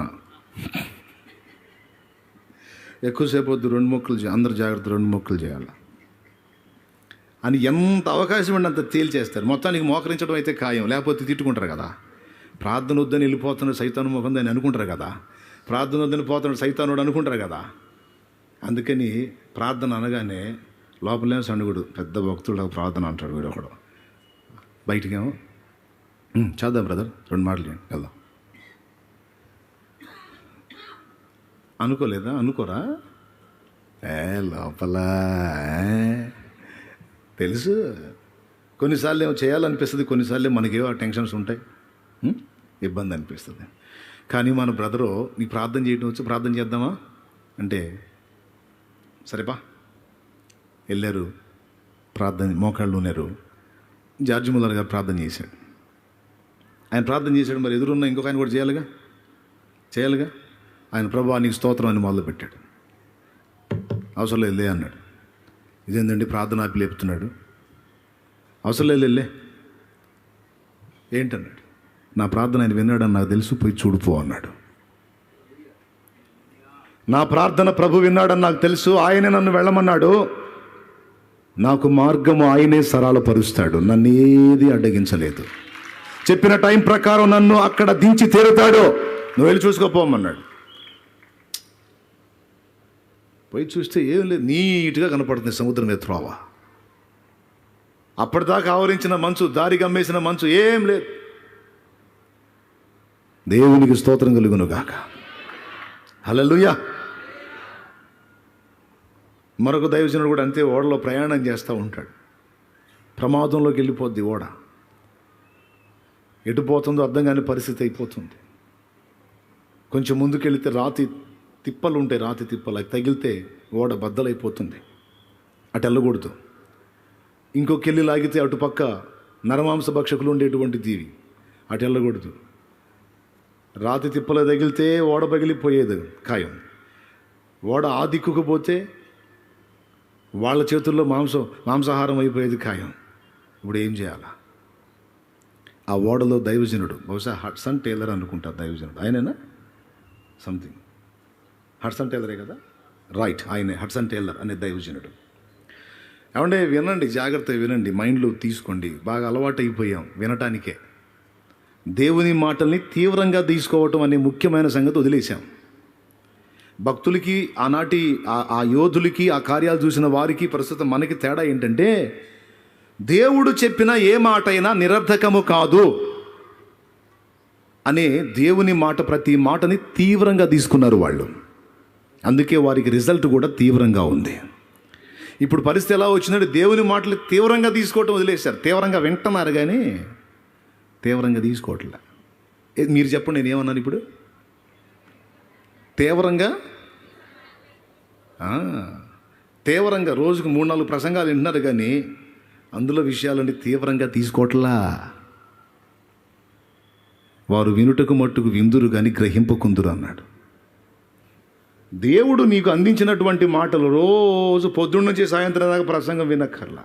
ఒకవేళ నీకు అంత ఓపిక ఉంటే విని, ఇబ్బంది లేదు. కానీ దేవుడు నీకు మొదట పలికినటువంటి కొన్ని సంగతుల విషయంలో నువ్వు తీవ్రంగా తీసుకోవటం నేర్చుకుంటే తర్వాత ఇంకా ఏవేవి తీసుకోవాలో ఒకటొకటి మొత్తం నీకు ఓపెన్ చేస్తాడు దేవుడు.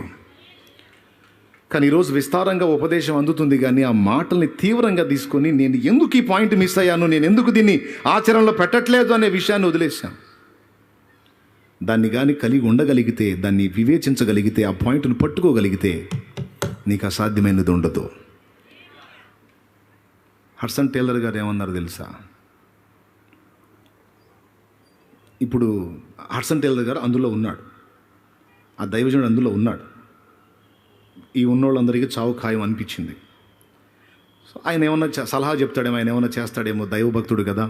ఇప్పుడు ప్రమాదంలో బాగా తారస్థాయికి పోయినప్పుడు ఇక దేవుడే కదా దిక్కు.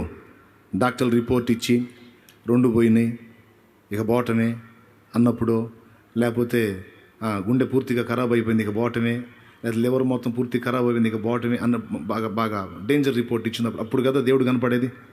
అప్పుడు దాకా డాక్టరే దేవుడు, నువ్వే దేవుడు. నేను చేయగలిగింది ఏముందమ్మా, మొత్తం ఖరాబ్ అయిపోయింది, ఇక నేను చేయగలిగింది ఏం లేదన్నప్పుడు ఏడున్నాడు దేవులాడంటారా సేవకుడు. క్లైమాక్స్లో చాలామంది కోరికంటే తెలిసిందని తీసుకెళ్ళి ఆ శాలే మన దగ్గర పడేయండి. వాళ్ళ నమ్మకం ఏంటో తెలుసా? అన్న ప్రార్థన చేస్తే దేవుడు కార్యం చేస్తాడేమో అని. అంటే క్లైమాక్స్లో ఇక దేవుడే దిక్కు, వాళ్ళలో కూడా వీళ్ళకి దేవుడే దిక్కు. ఇక క్లైమాక్స్లో ఏమన్నారు తెలుసా? మీరేమైనా చేయగలరా, మీరేమైనా చెప్పగలరా? దేవుని భక్తులు కదా, మీరేమైనా చేయగలరా, మీరేమైనా చెప్పగలరా? తెరచాపలన్నీ కట్టేసి ఉన్నాయి. ఆయన ఇప్పుడు నీకు ఏం కావాలి, ఏం జరగాలి అని. గాలి బ్రేక్ అయిపోయింది, సముద్రం మీద గాలి తోలట్లేదు, ఈ ఓడ ఎటు పోతుందో అర్థం కాని పరిస్థితుల్లోకి వెళ్ళిపోతుంది. ఇది వెళ్ళే తీరులో కానీ మనం గమనించినట్లయితే డేంజర్ జోన్ ఉంది. కాబట్టి ఇప్పుడు ఇది దిశ మారాలి, ఇది వెళ్ళే త్రోవ మారిపోవాలి. అది మారాలంటే గాలి కావాలన్నాడు. వెంటనే హడ్సన్ టేలర్ గారు అన్నారు, ఓకే గాలి కావాలి, గాలి దేవుడు పంపిస్తాడు, ఆ తెరచాపలు విప్పండి అన్నాడు. గాలి తోలేటప్పుడు తెరచాపలు విప్పితే అర్థం ఉంది కానీ అసలు గాలి అనేదే మొదలు కాకుండా తెరచాపలు విప్పుతూ ఉంటే కామెడీ కదా. వాళ్ళు అందరూ ఒకరు చూసుకొని అంత భయంలో కూడా నవ్వుకున్నారు. గాలి లేని తెరచాపలు ఎలా? తెరచాపలు అంటే తెలుసా? ఎండి చేపలు అనుకుంటున్నారా? దేవునికి స్తోత్రం. తెరచాప అంటే పడవ మీద ఒక క్లాత్ ఉంటుంది కదండి, గాలిని బట్టి ప్రయాణం చేయటానికి ఆ తెరచాపల్ని వాడేవాళ్ళు. తెరచాప కాదు, తెరచాప. Okay right. తెరచాప వంటి జీవితం లోక ప్రేమ సుడుల మధ్యలో నలు దిశలా కృంగుతున్న వేళ, తెరచాప వంటి జీవితం లోక ప్రేమ సుడుల మధ్యలో నలు దిశలా కృంగుతున్న వేళ, నిజమైన నీ ప్రేమతో నన్ను నీ దరికి చేర్చినావే, నిజమైన నీ ప్రేమతో నన్ను నీ దరికి చేర్చినావే.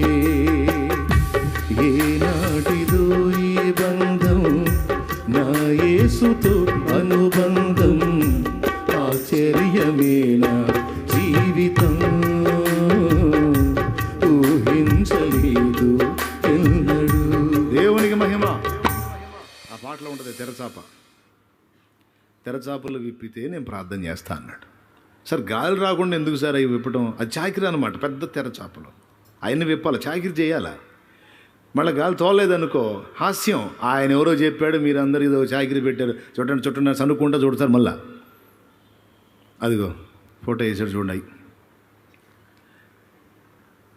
ఆయన ఒకటే చెప్పాడు, నేను చెప్తాను, ప్రార్థన చేస్తాను, తెరచాపలు విప్పండి అన్నాడు. సరే, వాళ్ళు ఇబ్బంది పడకుండా విప్పారు. ఈయన మోకాళ్ళ మీదకి వెళ్ళాడు. కాసేపటికి వాళ్ళందరూ పరిగెత్తుకుంటూ వచ్చారు. ఏమనో తెలుసా, హడ్సన్ టేలర్ గారు ఇక చాలు ఆపండి అని, మనకు కావాల్సినంత గాలి తోలింది, ఓడ ఒక దరికి చేరింది, ఇక చాలు ఆపండి, ఇక చాలు, ఇంకా తోలిందండి, ఇంకో డేంజర్లోకి వెళ్ళింది, ఇక చాలు. అప్పుడు మోకాళ్ళ మీద నుంచి లేచాడు. హడ్సన్ టేలర్ దేవుడే కదా మన దేవుడు, జార్జ్ ముల్లర్ దేవుడే కదా మన దేవుడు. ప్రకృతిని అంత అద్భుతంగా శాసించాడండి. సముద్రం మీద ఉన్న మంచును అడ్రస్ లేకుండా చేశాడు. ఒక భక్తుడు ప్రార్థిస్తే, మరొక భక్తుడు ప్రార్థిస్తే మోకాళ్ళ మీదకి వెళ్ళిపోతే గాలిని తోలేట అప్పటిదాకా రెల్లు కూడా కదలనంత స్తబ్దమైపోయినటువంటి వాయువుని ప్రచండ వాయువు వీచేటట్టు చేశాడు. ఆయనేనా మన దేవుడు? మరి మన విషయంలో ఎందుకండి కార్యాలు? ఒకటేనండి, వారికి మనకి. అపోస్తల కార్యాల్లో వారికి మనకి, మనకు ముందు తరాల్లో ఉన్న భక్తులకి మనకి ఉన్న వ్యత్యాసం రౌండ్ కంప్లీట్గా అట్లా. అది ఎన్నో విషయాలు దేవుని ముందు పెడుతున్నాం, కానీ పెట్టిన ప్రతి విషయంలో రౌండ్ కంప్లీట్ చేయటల్లా. అక్కడ సాతాను కుట్ర జరుగుతుంది. అది పాయింట్. మరి ఇప్పుడు నువ్వు వరుసగా రౌండ్లు చూడతా ఉంటే వాడు ఊరుకుంటాడా? ప్రతిదీ చుట్టేసే, రౌండ్ చుట్టేసే, అసాధ్యమైంది లేకుండా అన్నీ చేసుకుంటావో నేను చూస్తూ ఉంటాను అని ఊరుకుంటాడా? వాడు తెచ్చే దాడులన్నీ విశ్వాసానికి ఆపోజిట్లోనే తెస్తాడని చెప్పాడు. ఆ విశ్వాసాన్ని పరిపూర్ణంగా రౌండ్ చుట్టకుండా అడ్డగించి కట్టింగులు పెట్టడానికి వాడు నిరంతరం కృషి చేస్తాడు. అందుకే అపవాది వేసే అగ్ని బాణాలకి విశ్వాసమును డాల్ను అడ్డం పెట్టమన్నాడు. విశ్వాసాన్ని డాల్తో పోలిస్తే డాల్కి ఆపోజిట్లో వచ్చే బాణాలు ఏంటి? అవిశ్వాసం, సందేహం. విశ్వాసం ఇంటూ మీ దండం పెడుతుంది, తెరిచి చెప్పండి, నీరసం అవుతున్నా.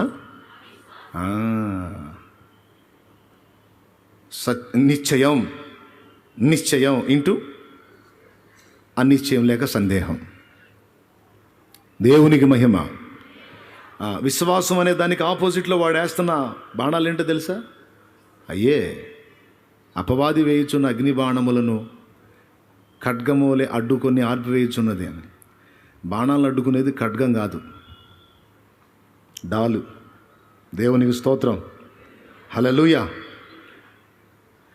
అపవాది వేయుచున్న అగ్ని బాణములను, అపవాది వేయుచున్న అగ్ని బాణములను ఖడ్గము అని పాడుతున్నాం కదా. కొద్దిగా ఆలోచించండి. బాణాలు వేస్తా ఉంటే ఖడ్గంతో ఆపగలమా? మరి ఎట్లా రాశారో ఏమో ఆ పాట. అట్టెందుకు రాశారండి? మళ్ళీ ఆయన కొడతాడు, ఎందుకు వచ్చిన గొడవ? మా ఒక బ్రదర్ పాడాడు,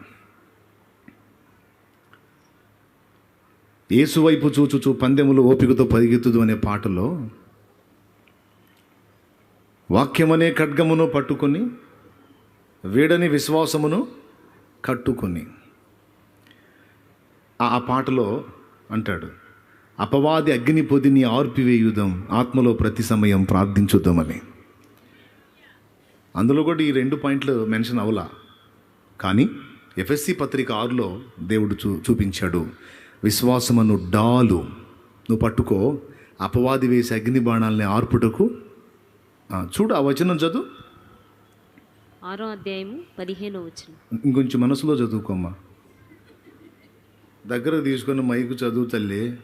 6వ అధ్యాయం 14వ వచనం. 6-14 గంట ఎఫెసీ పత్రిక. లైవ్లో ఉన్నవాడు కూడా బాగా వింటారుగా, వినండి. ఎలాగనగా మీ నడుమునకు సత్యమును దట్టి కట్టుకొని నీతి అను మైమరుపు తొడుగుకొని మీ పాదములకు సమాధాన సువార్త వలనైన సిద్ధ మనస్సును జోడు తొడుగుకొని నిలవబడుడి. ఇవన్నీ కాక విశ్వాసమును డాలు పట్టుకొనుడి, దానితో మీరు దుష్టుని అగ్నిబాణములన్నిటిని ఆర్పుటకు శక్తిమంతులగుదురు. అది విషయం. విశ్వాసం ఇంటూ రైట్. విశ్వాసానికి ఆపోజిట్లో వచ్చే అన్నీ ఏంటి చెప్పండి, నోరు తెరిచి చెప్పండి. విశ్వాసం అనే డాలుకి ఎదురుగా వచ్చి ఆపోజిట్లో వచ్చాయని ఏంటి? అదే వాడి ఆయుధం. సందేహం, అనుమానం, రోగం. దేవా స్వస్థపరచని నిరంతరం ప్రార్థన చేస్తావు, కానీ లోపల ఒకటి నాటేస్తాడు వాడు. ఎంతోమంది తెచ్చారు, నువ్వు బతుకుతా ఏంది, నువ్వు అన్నీ ఏదో నీ భ్రమ కాకపోతే ఏం వచ్చింది, మామూలు రోగమా? కొంతమంది నా చేత ప్రార్థన చేయించుకుంటే నాకే చెబుతుంటారు, ఇది మామూలు కాదన్నా, చాలా పెద్దది. ఇక నాకు కన్ఫామ్, నాకున్న విశ్వాసం కూడా చెడగొట్టింది ఆ ముక్కతో. దేవునికి స్తోత్రం కలుగును కాక. నాకున్న విశ్వాసం కూడా చెడగొట్టేసింది ఆ మాటతో. ఇంకేం చేసేది నేను? ఇక అది ఆత్మానందం పరమానందం అన్నట్టు ఇక ఆమె చేతి ప్రభావం నాకు చేసుకుని ఆయన సహాయం చేయరు. ఏ సునాములో గద్దించేది రోగాన్ని ముందు ఏమన్నా డౌట్ తీసే ప్రభా. డౌట్ పోతే రోగం పోయింది. ఏ విషయమైనా ఇక ఇదే వర్తిస్తుంది. ఇంకొక విషయం కూడా ఇందు మూలంగా మీకు చెప్పాలండి. అపవాది చేస్తున్న భయంకర మోసం ఏంటంటే, దేవుని శక్తిని, దేవుని కార్యాలని, దేవుని బలముని, దేవుని జ్ఞానముని, దేవుని ప్రేమని సందేహించేటట్టు నీ విషయంలో వాడు నీకు ప్రేరణ కలిగించి వాడు చేసేటువంటి కీడుల విషయంలో బాగా నమ్మేటట్టు చేస్తున్నాడు సైతానుగాడు. దేవుడైనా సైతానైనా మన మీద పని చేయాలంటే మన దగ్గర విశ్వాసం అనేది ఒకటి కావాలి. దేవుని శక్తి మనలో పనిచేయాలన్నా విశ్వాసమే ఆధారం. అందరూ చెప్పండి. ఇంత నీరసంగా అబ్బా ఎంత బాగా చెప్పారు. సైతాను శక్తి మన మీద పనిచేయాలన్నా కూడా విశ్వాసమే వాడికి కూడా ఆధారం. తెలుసా మీకు? మనలో ఏర్పడిన విశ్వాసాన్ని ఆధారం చేసుకుని వాడు శోధించేది. మనలో ఏర్పడిన విశ్వాసాన్ని ఆధారం చేసుకునే దేవుడు మనలో క్రియ చేసేది. ఎంతమందికి అర్థమైంది? సైతానుగాడు మనలో పనిచేయాలన్నా కూడా ఏది ఆధారం? దేవుడు పనిచేయాలన్నా డౌట్ లేదుగా. ఇప్పుడు దేవుని మీదేమో సందేహాలు పుట్టించి వాడు చేసే కార్యాల మీద మహానమ్మకం పుట్టించాడు. చాలా మూవీస్లో చూసారా మీరు? దయ్యాల సినిమాలన్నింటిలో దెయ్యమే హీరో. దయ్యాల సినిమాలన్నింటిలో దెయ్యమే హీరో. దాన్ని ఎంత హైలైట్ చేసి చూపిస్తాడంటే ఇక దానికి అసాధ్యమైన ఏమి ఉండవు. అందులో దెయ్యం పాస్టర్లను కూడా కొడుతుంటుంది. సేవకుడు కూడా సిలువు పట్టుకుని గడగడగడగడలు ఆడుతూ ఉంటాడు. గందరగోళం అయిపోతుంటుంది, చంపేస్తుంటుంది, ఎట్లెట్లో చేస్తూ ఉంటుంది. ఇవన్నీ ఎందుకు అనుకున్నా? మనలో సందేహం, అనుమానాలు పుట్టించడానికి, దయ్యాన్ని గొప్పగా చూపించి దేవుణ్ణి తక్కువగా చూపించే ఒక కుట్ర అది. మనుషుల దగ్గర నుంచి వినబడే మాటలు కూడా అయ్యే. మనుషుల దగ్గర నుంచి వినబడే మాటల్లో కూడా ఈ విషయం ఉంటుందండి. జాగ్రత్తగా వినాలి. నీ చెవికి వినబడుతున్న ప్రతి మాట అది దేవుని నుండి వస్తుందా, దేవ వ్యతిరేకమైన పరిస్థితుల నుండి వస్తుందో గమనించుకోవాలి, వివేచించుకోవాలి. స్తోత్రం చెప్పు, గట్టిగా చెప్పు. నీ చేతనే నమ్మిస్తాడు. నువ్వు ఆశిస్తున్నవి నీకు దక్కవు అని, నువ్వు అనుకున్నవి నీకు జరగవు అని నీ చేతనే నమ్మిస్తాడు. నమ్మించి నీ చేతనే విశ్వాసం ఉంచిపిచ్చి దాన్నే ఆధారం చేసుకుని అధికారికంగా వస్తాడు నీ దగ్గరకు. వాడు ఏబు దగ్గరకు వచ్చేటప్పుడు ఈ తంతే ఉపయోగించాడు వాడు. సాతాను ఏబు దగ్గరకు వచ్చేటప్పుడు ఇదే తంతును ఉపయోగించి ఎంటర్ అయ్యాడు. ఏ తంతో తెలుసా? చక్కని భార్య, ఎంతో ప్రేమగా ఉంది. ఈ ప్రేమ చివరిదాకా ఉంటుందా? మధ్యలో రివర్స్ అయిద్దేమో.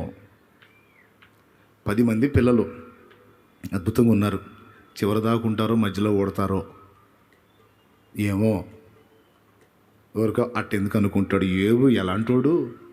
న్యాయవంతుడు, సత్యవంతుడు, యథార్థవంతుడు, దేవుని యందు భయభక్తులు కలిగి చెడుతనం విసర్జించిన వాడు. ఏబు వంక పెడుతున్నావా అంటారా? ఏవే చెప్పాడు, నేను చెప్పలా. ఇంతమంది దాసదాసీ జనాంగం, ఎడ్లు, గొర్రెలు, ఒంటెలు, పశువులు, విస్తారమైన ఆస్తి ఉంది, ఒక రాజులాగా ఉన్నాను. ఇదంతా ఉంటుందో ఊడిద్దో, పిల్లలకేమన్నా ఇద్దేమో, వినండి, పిల్లలకేమన్నా ఇద్దేమో, పిల్లలకేమన్నా ఇద్దేమో, పిల్లలకేమన్నా ఇద్దేమో. ఏం నమ్ముతున్నా? అయిద్దేమో, అయిద్దేమో, అయిద్దేమో, చివరికి అయిద్ది. అప్పుడేమంటుంది తెలుసా? నేను ముందే అనుకున్నా, నేను ముందే, అబ్బాబాబాబా ఎంత బాగా సపోర్ట్ చేశా సైతానికి. ముందే అనుకుందంట. ఎంత నమ్మకం, ఎంత విశ్వాసం. ఏదో ఒకటి అయిద్ది, ఏదో ఒకటి అయిద్ది. ఇది ప్రతి విషయానికి వర్తిస్తుంది, సేవకు కూడా వర్తిస్తుంది. అబ్బో మన వల్ల కాలే, మన కష్టంలే, అబ్బో మనకు సాధ్యం కాలే, మనకి ఎంతవరకేలే. గుర్తుపెట్టుకో, నువ్వు ఎంతవరకు పరిధి గీసుకుంటావో ఆ పరిధి వరకే దేవుని శక్తి నీలో పనిచేస్తుంది. ఎంతవరకు నువ్వు పరిపూర్ణంగా విశ్వసించగలుగుతావో అంతవరకే దేవుడు చేయగలుగుతాడు. దేవునికి స్తోత్రం. నేను ఎన్నోసార్లు చెప్పా, మళ్ళీ చెప్తున్నా, నీ విశ్వాసానికి తక్కువ చేయడు, నీ విశ్వాసానికి మించి కూడా దేవుడు చేయడు. ఇది ఫస్ట్ టైం కూటమి. ఇక్కడ విశ్వాసాన్ని ప్రయోగించే అవకాశం నాకు లభించింది. ఒక సాహసోపేతమైన అడుగు. ఈ ఊరు తెలీదు, ఇది నాకే కొత్త, మీకు ఇంకా కొత్త. రతన్ రాజ్ పాస్టర్ గారు ఉన్నాడు ఇక్కడ, పుట్టినోడు ఉన్నాడా, పొద్దున్న వచ్చిన ఉన్నాడా, అదిగో ఆయన ఇక్కడ స్థానికుడు. నాకు ఈ ఊరు కొత్త, ఈ ప్రదేశం కొత్త, మీకు ఇంకా కొత్త. ఈ ప్రదేశానికి వచ్చి నా ఊరు వదిలిపెట్టి, అక్కడ మందిని వదిలిపెట్టి, అక్కడ పొలాలన్నీ వదిలిపెట్టి ఇక్కడికి వచ్చి ఇక్కడ కూటం, ఇంత తతంగం అంటే కైసా హోతా హై, జరా సోచో. దేవునికి స్తోత్రం, హల్లెలూయా. ఏం కావాలి? తప్పనిసరిగా విశ్వాసమే కావాలి. ఎట్లా సాధ్యం? ఏమో నాకు అది కష్టం, కానీ విశ్వాసంతో నేను అడుగేస్తే నా దేవునికి సమస్తము సాధ్యం.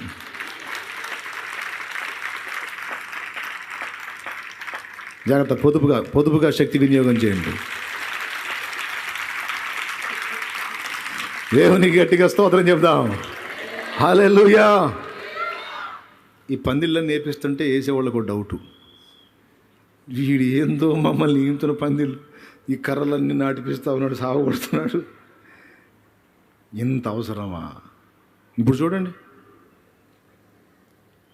ఇప్పుడు చూడండి, ఎంతవరకు ఒక పరిధిని నియమించి సిద్ధపరిచానో అంతవరకు నా దేవుడు నింపుతా ఉంటాడు. అది విషయం.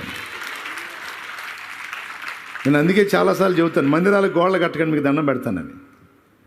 మందిరాలకు బాగా ఈ సైడ్ ఇంతెత్తు కూడా, ఈ సైడ్ ఇంతెత్తు కూడా బాగా స్లాబ్ వేసి గట్టిగా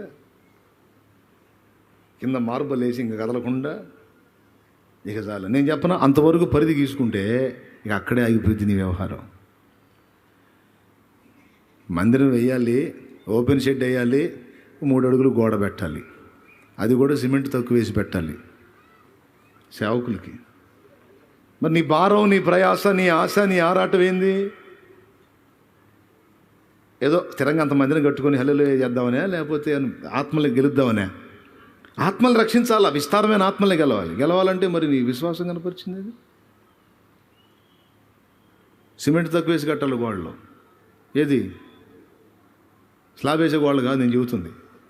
ఓపెన్ షెడ్, స్తంభాల మీద రేకుల షెడ్ వేయాలి, చుట్టూ సిమెంట్ తక్కువ వేసి గోడలు కట్టాలి. విశ్వాసం ఎందుకు? పగిలిపోతాయి. ఏ విశ్వాసంతో వేసావో ఖచ్చితంగా తీసేస్తావు వాటిని. ఎందుకు తెలుసా? అది పెంచాలి మళ్ళీ, ఎందుకంటే ఆత్మల్ని పంపుతాడు దేవుడు. నువ్వు విశ్వాసాన్ని ప్రయోగించావు, సిగ్గుపరచడు. అదంతే నియమం, అదంతే నియమం. ఫిక్స్ అయిపోయావంటే అక్కడే అయిపోతావు. నీకు అంతే, అడుగు కూడా కదలవు. ఎందుకంటే నువ్వు అదే నమ్ముతున్నావు, అక్కడే అయిపో. విస్తరించాలి. మనకేమైనా ఆస్తులు సంపాదించుకోవడానికి వచ్చామా సేవకి? లేకపోతే ఏమన్నా అంతస్తులు సంపాదించుకోవడానికి వచ్చామా? విస్తారమైన ఆత్మలను సాతాను చేతుల నుండి బయటికి తీసుకొని రావడానికి వచ్చాం మనం సేవకి. హల్లెలూయా. నశించిపోతున్న ఆత్మలని రాత్రి పగలు తేడా లేకుండా కష్టపడి ప్రకటించి ప్రార్థించి వాళ్ళని బయటికి తీసుకొని రావడానికి వచ్చాం. చచ్చిందాకా నిద్రపోకూడదు, వాడిని కూడా నిద్రపోనికూడదు. లూసిఫర్ గాడిని నిద్రపోనికూడదు. ఎక్కడో చోట ఏదో ఒకటి వెళ్తానే ఉండాలి. మెంటల్ ఎక్కాల మన దెబ్బకోడికి. అంతే, మన జోలికి రావటం మానేసుకోవాలి. వాడు వీడిని కదిలిస్తే చాలు, ఒకటి చేసేది వీడిని కదిలిచ్చానంటే ఇంకా 10 చేస్తాడు. వీడు డేంజర్ క్యాండిడేట్ అని మన జోలికి రాకూడదు వాడు. దేవునికి స్తోత్రం కలుగును గాక. కానీ అనుమానం, ఇంతవరకు చాలే, ఈ జన్మకి ఇంతే చాలే అంటే దేవుడు మళ్ళీ ప్రార్థన ఏం, ప్రభువా విస్తారమైన కార్యం చేయాలి. ఆయన చూస్తూ ఉంటాడు, నీకేమైనా మెంటలా అని. నీకేమైనా మెంటలా, ఎట్లా ఫిక్స్ అయిపోయి ఈ జన్మకి జాలే అన్నావు, మళ్ళీ విస్తారమైన కార్యం. నీకు మైండ్ పోయిందే? విస్తారమైన కార్యం జరగాలన్నప్పుడు ఈ జన్మకి జాలని ఎట్లా తృప్తి చెందుతున్నా? 100 మంది నదిలో మునిగిపోతున్నారు. దేవా నీకు స్తోత్రం, ఒక 10 మందిని లాగితే చాలు ప్రభా, హల్లెలూయా. మిగిలిన 90 మంది ఈ జన్మకి జాలే ప్రభా, వాళ్ళు మొత్తం పోతే పోతాడానికి స్తోత్రం, ఈ 10 మంది చాలు అనుకుంటావా? నా ఊపిరి ఉన్నంత వరకు, నేను బ్రతికున్నంత వరకు, నాలో శక్తి ఉన్నంత వరకు ఎంతమందిని అవకాశం ఉంటే అంతమందిని నేను రక్షణలోకి నడిపించాలి, ప్రభు చెంతకు తీసుకొని రావాలి, అనేక ఆత్మల్ని గెలవాలి, అనేక జీవితాలను వెలిగించాలి. హద్దులు పెట్టవాకు, హద్దులు పెట్ట. అరే లోకస్తులు, నిరీక్షణ లేని లోకస్తులు ఏమంటున్నారు? ఆకాశం హద్దు అంటున్నారు. అంటే అంత ఎత్తు పోదామని. ఒక అన్యుడికి అంత నిరీక్షణ చూడు, ఆకాశమే హద్దు అంట. ఏదో మూవీ రచయిత పాట రాశాడు, ఆకాశమే హద్దు, అవకాశం వదలొద్దని. మరి నీకెంత ఉండాలి? ఏ నిరీక్షణ లేనోడు అంతలా మాట అంటే, ఇంత గొప్ప దేవుణ్ణి పెట్టుకుని నీకెంత నిరీక్షణ ఉండాలి? సామాన్యుడు ఏ నిరీక్షణ లేనోడు ఆకాశం హద్దు అంటే నువ్వు 3వ ఆకాశం హద్దు అనాలి. దేవునికి స్తోత్రం. ఖచ్చితంగా ఇదేదో కాసేపు టైంపాస్ కోసం చెప్పట్లా నేను. దేవుడు పలికిస్తున్న మాట పలుకుతున్నా, నీ ఇష్టం, నువ్వేమన్నా అనుకో. నువ్వు ఎలా తీసుకుంటావో నీ ఇష్టం, నీ చేతుల్లోనే పెట్టాడు. నీవు ప్రకటించేదానికి, నీవు ప్రదర్శించేదానికి భిన్నంగా ఏది జరగదు. నువ్వు నమ్ముతున్న దానికి ఆపోజిట్ జరగదు. పరిపూర్ణంగా నువ్వు ఏది నమ్ముతావు అది జరిగింది. ఏం చేశాడు? జీవం గల దేవుని సన్నిధిలో ఉన్నాడు. కానీ ఇవన్నీ పోతాయేమో, ఇది జరిగిద్దేమో, ఇలా అయిద్దేమో, అలా అయిద్దేమో అని ముందు ఆ డౌట్ పుట్టించాడు శత్రువు. పుట్టించి తర్వాత అవన్నీ నెరవేర్చుకుంటూ వచ్చాడు. ఆయనకి ఆ డౌట్ ఉందని లేఖనం చెబుతుంది. ఏబు గ్రంథం 3:25. ఏది వచ్చునని నేను బహుగా భయపడితినో. నమ్మిచ్చాడు ఫస్ట్.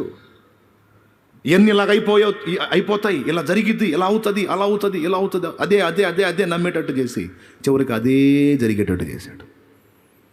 ఏబు జీవితంలో వాడు కార్యం చేయటానికి మొదట ఏబులో వ్యతిరేకమైన పరిస్థితులను గురించి విశ్వాసం కలిగించాడు. మళ్ళీ చెబుతా, ఏబు జీవితంలో సాతాను పని చేయటానికి వ్యతిరేకమైన పరిస్థితుల విషయంలో ఏబు నమ్మేటట్టు వాడు చేశాడు. వ్యతిరేక పరిస్థితుల్ని విశ్వసించేటట్టు శత్రువు కుట్ర చేశాడు. సక్సెస్ అయ్యాడు, నెరవేరింది. తర్వాత దేవుడు అన్ని దొళ్ళగొట్టి సరిచేసి లైన్లో తీసుకొచ్చి ఇక దేవుని వైపే ఆనుకొని, దేవుని మీదే ఆధారపడి, ఇక ఏదైనా ఆయనే, ఉంచిన ఆయనే, తీసిన ఆయనే, ముంచిన ఆయనే, తేల్చిన ఆయనే అని పూర్తిగా దేవుని మీదగా ఆనుకునేటట్టుగా ఏబుని రెడీ చేసేసుకున్నాడు దేవుడు. దేవునికి మహిమ. అందరూ చెప్తారా గట్టిగా? దానికోసం నీకు అవసరమైతే కీడు స్వప్నాలు చూపిస్తాడు, కీడు ప్రవచనాలు చెప్పిస్తాడు, కీడు ప్రేరణలు కలిగిస్తాడు. నువ్వేం చేయాలి? అట్లాంటి కలిగినప్పుడు వ్యతిరేకంగా విశ్వసించాలి. దేవునికి స్తోత్రం. నీకే ఒక కళ పుట్టిస్తాడు వాడు. కల్లో నీ వారికి ఏదో జరుగుతున్నట్టు, నీకేదో అయిపోతున్నట్టు వాడు స్వప్నం పుట్టిస్తాడు. పుట్టించి ఇక డే అంతా నువ్వు దాన్ని నమ్మేటట్టు, నాకేందో ఇలా వచ్చింది, ఏదో జరగబోతుంది, నాకేందో ఇలా వచ్చింది, ఏదో అవ్వబోతుంది, నాకేందో ఇలా వచ్చింది, మా ఇంట్లో ఏదో జరగబోతుంది. ఇక దేవుడు మాత్రం ఏం చేస్తాడు, సరేలే సావు అట్నే వదిలేస్తాడు. చివరికి అదే జరిగినాక నాకు రాత్రే వచ్చిందమ్మా, నాకు రాత్రి, నేను అంటాను దెయ్యం మొహం దాన్ని రాత్రి వచ్చినప్పుడు మోకాళ్ళుని ప్రార్థన చేసి ఆ పాయింట్ని డిలీట్ చేసేసి ప్రశాంతంగా నా దేవుడు ఉన్నాడు, నాకేం కాదని ఎందుకు నమ్మలా అనాలనిపించింది. దెయ్యం మొహం అంటే ఊరుకుంటుందా? నన్ను తిట్టదు, అందుకని అనలే నేను. దేవునికి స్తోత్రం, హల్లెలూయా. ఏమండి, నీ చేతనే వాడు నమ్మిస్తాడు చాలా విషయాలు. అందుకని నువ్వు నమ్మాలనుకుంటున్నావు, ఎందులో నువ్వు రౌండ్ చేయాలనుకుంటున్నావు. కొంతమంది సైతానుగాడి విషయాలు, కీడు విషయాలు ఎంత అద్భుతంగా రౌండ్ కొడతారో అస్సలు డౌట్ ఉండదు. దేవుని సంగతులు అట్లా నమ్మితే ఎంత బాగుండు, ఏ సందేహం లేకుండా ఎన్ని కార్యాలైనా చేస్తాడు. ఈరోజు ఆయన రక్షణ నిశ్చయమని నమ్మావు, డౌట్ లేదో నేను పరలోకం పోతా ఎందుకంటే యేసయ్య నా కోసం ప్రాణం పెట్టాడు, సందేహం లేదన్నావు. ఆ ఒక్క పాయింట్ను బట్టి ముందు అసలు పరలోక రాజ్యం నీకు కన్ఫామ్ అయిపోయింది. సంతోషం. పరలోక రాజ్యం ఇవ్వగలిగినోడు ఈ భూమి మీద నీ కార్యాలు చేయలేడా? ఆత్మ సంబంధమైన విషయాల్లో నీకు తోడ్పాటు అందించలేడా? శరీర సంబంధమైన విషయాల్లో నీ పట్ల కార్యాలు చేయలేడా? శత్రువు ఒకవేళ నీ కీడుగా తీసుకొచ్చినవన్నీ చిటికలో అన్నీ నీకు మేలుగా మార్చలేడా?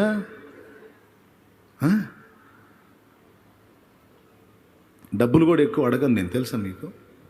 దేవుణ్ణి, దేవా ప్రభువా నాయన మంచిగా ఫుల్గా పైసలు ఈ ప్రభువా అని కూడా అడగను నేను. ఎందుకు చెప్పండి?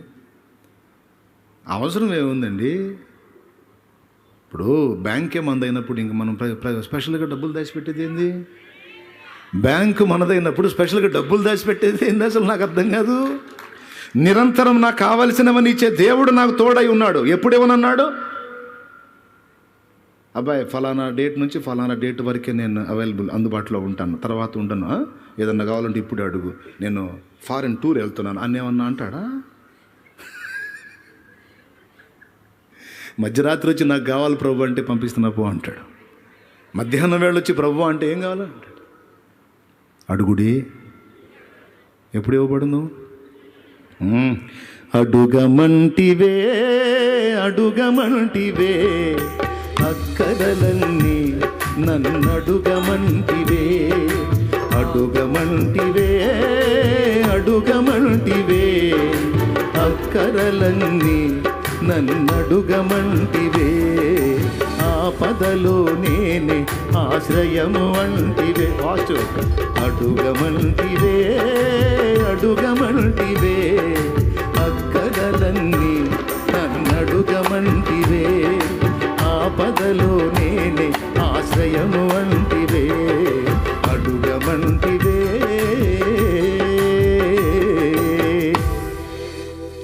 ఈ సూత్రం పట్టుకొని సూత్రాలు ఎన్నైనా బుసే. దేవునికి స్తోత్రం. పోయి కూర్చో, వాళ్ళు అడగమన్నావుగా, అడిగినది నిశ్చయముగా దొరుకునని నమ్మాలా. నేను చెప్పానా? మార్కు సువార్త 11వ అధ్యాయం ఆ ఒక్క ముక్క చూడండి అమ్మా. 24వ వచనం. ఎన్నో వచనం? 24. 24 చెల్లి చదువుతుంది చూడండి. అందుచేత ప్రార్థన చేయనప్పుడు మీరు అడుగుచున్న వాటి నెలను పొంది ఉన్నామని నమ్ముడి, అప్పుడు అవి మీకు కలుగునని మీతో చెప్పుచున్నాను. దేవునికి మహిమ కలుగును గాక. ప్లీజ్ ఈ పాయింట్ని టేక్ ఇట్ ఈజీగా తీసుకోవద్దు, చాలా సీరియస్. నీవు జయ జీవితం పొందడానికి కావలసిన రహస్యం అంతా ఇక్కడే ఉంది. లోకమును జయించిన విజయం ఏమని చెప్పాడు? అక్కడ దెబ్బ కొడుతున్నాడు వాడు. తెచ్చే పరీక్షలన్నీ దానికే తెస్తున్నాడు. లక్ష్య పెట్టొద్దు. ఆయన నీకు తోడై ఉన్నాడు, ఆయన నీ పక్షమునున్నాడు, నీ కొరకు ఆయన కదులుతున్నాడు. నీ హద్దులు మారిపోవాలి. అదుగో వాగ్దానం. చదువు వాగ్దానం చదువు. నేను నిన్ను ఆశీర్వదించి విస్తరింపజేయబోతున్నాను అంటున్నాడు. మరి ఇక నువ్వేం నమ్ముతున్నా? ఈవేళ నువ్వు ఇక్కడికి వచ్చి కూర్చున్నావు ఆయన సన్నిధిలో. నేను నిన్ను ఆశీర్వదించి ఆకాశ నక్షత్రముల వలె విస్తరింపజేయబోతున్నాను. అబ్రహాముకి సంతానపరంగా ఇచ్చాడు, నీకు ఆత్మ సంబంధమైన సంతానపరంగా ఇస్తున్న వాక్ అది. స్వతంత్రించుకో విశ్వాసంతో, సందేహించవాకు, దెబ్బతింటావు. హద్దులేవాకు, పరిచర్యకి తొలగించేసాయి. నిరీక్షణతో కాచుకో, ఎదురు చూడు, నీ విశ్వాసము సిగ్గుపరచబడదా. వాక్యమే అది కూడా. ఆయన యందు మనం ఉంచిన విశ్వాసము, నిరీక్షణ సిగ్గుపరచదని 2 లేఖనాలు ఉన్నాయి. ప్రతి పాయింట్ సీరియస్. శత్రువుని, వాడి కార్యాలను నమ్మటం మానే. పనికి మాలిన కీడులు నమ్మటం మానే. జబ్బు వచ్చిందా, చచ్చిపోతావు అని చెప్పారా, ఆ చెప్పిన వాళ్ళ మాటలు ఏం మూడేసుకుంటారు కొంతమంది. ఏమి నమ్ముతారో నమ్ముతారు. మా పెద్దాడికి అన్నీ తెలుసయ్యా, అన్ని టెస్టులు చేసి చెప్పాడు, ఇంకా క్లైమాక్స్ ఏనమ్మా అని. మీ పెద్దాడు చెప్పాడు, ఆ పెద్దాడికి డాక్టర్ చెప్పాడు. పెద్ద ఆయన చెప్పలేదుగా. పెద్ద ఆయన ఏం చెప్పాడు? నమ్ముట నీ చేతనైతే నమ్మువానికి సమస్తము సాధ్యమే. యేసు నామములో స్వస్థత. హల్లెలూయా. అది శరీర స్వస్థత అయినా, ఆత్మ సంబంధమైన స్వస్థత అయినా, మానసిక స్వస్థత అయినా. నేను ఆత్మ సంబంధంగానే చేయగలుగుతాను, శరీరం మనలో కాదు అన్నాడా? ఎప్పుడు చెప్పాడా? దేనికైనా సమర్థుడు ఆయన. మళ్ళీ పాడదాం.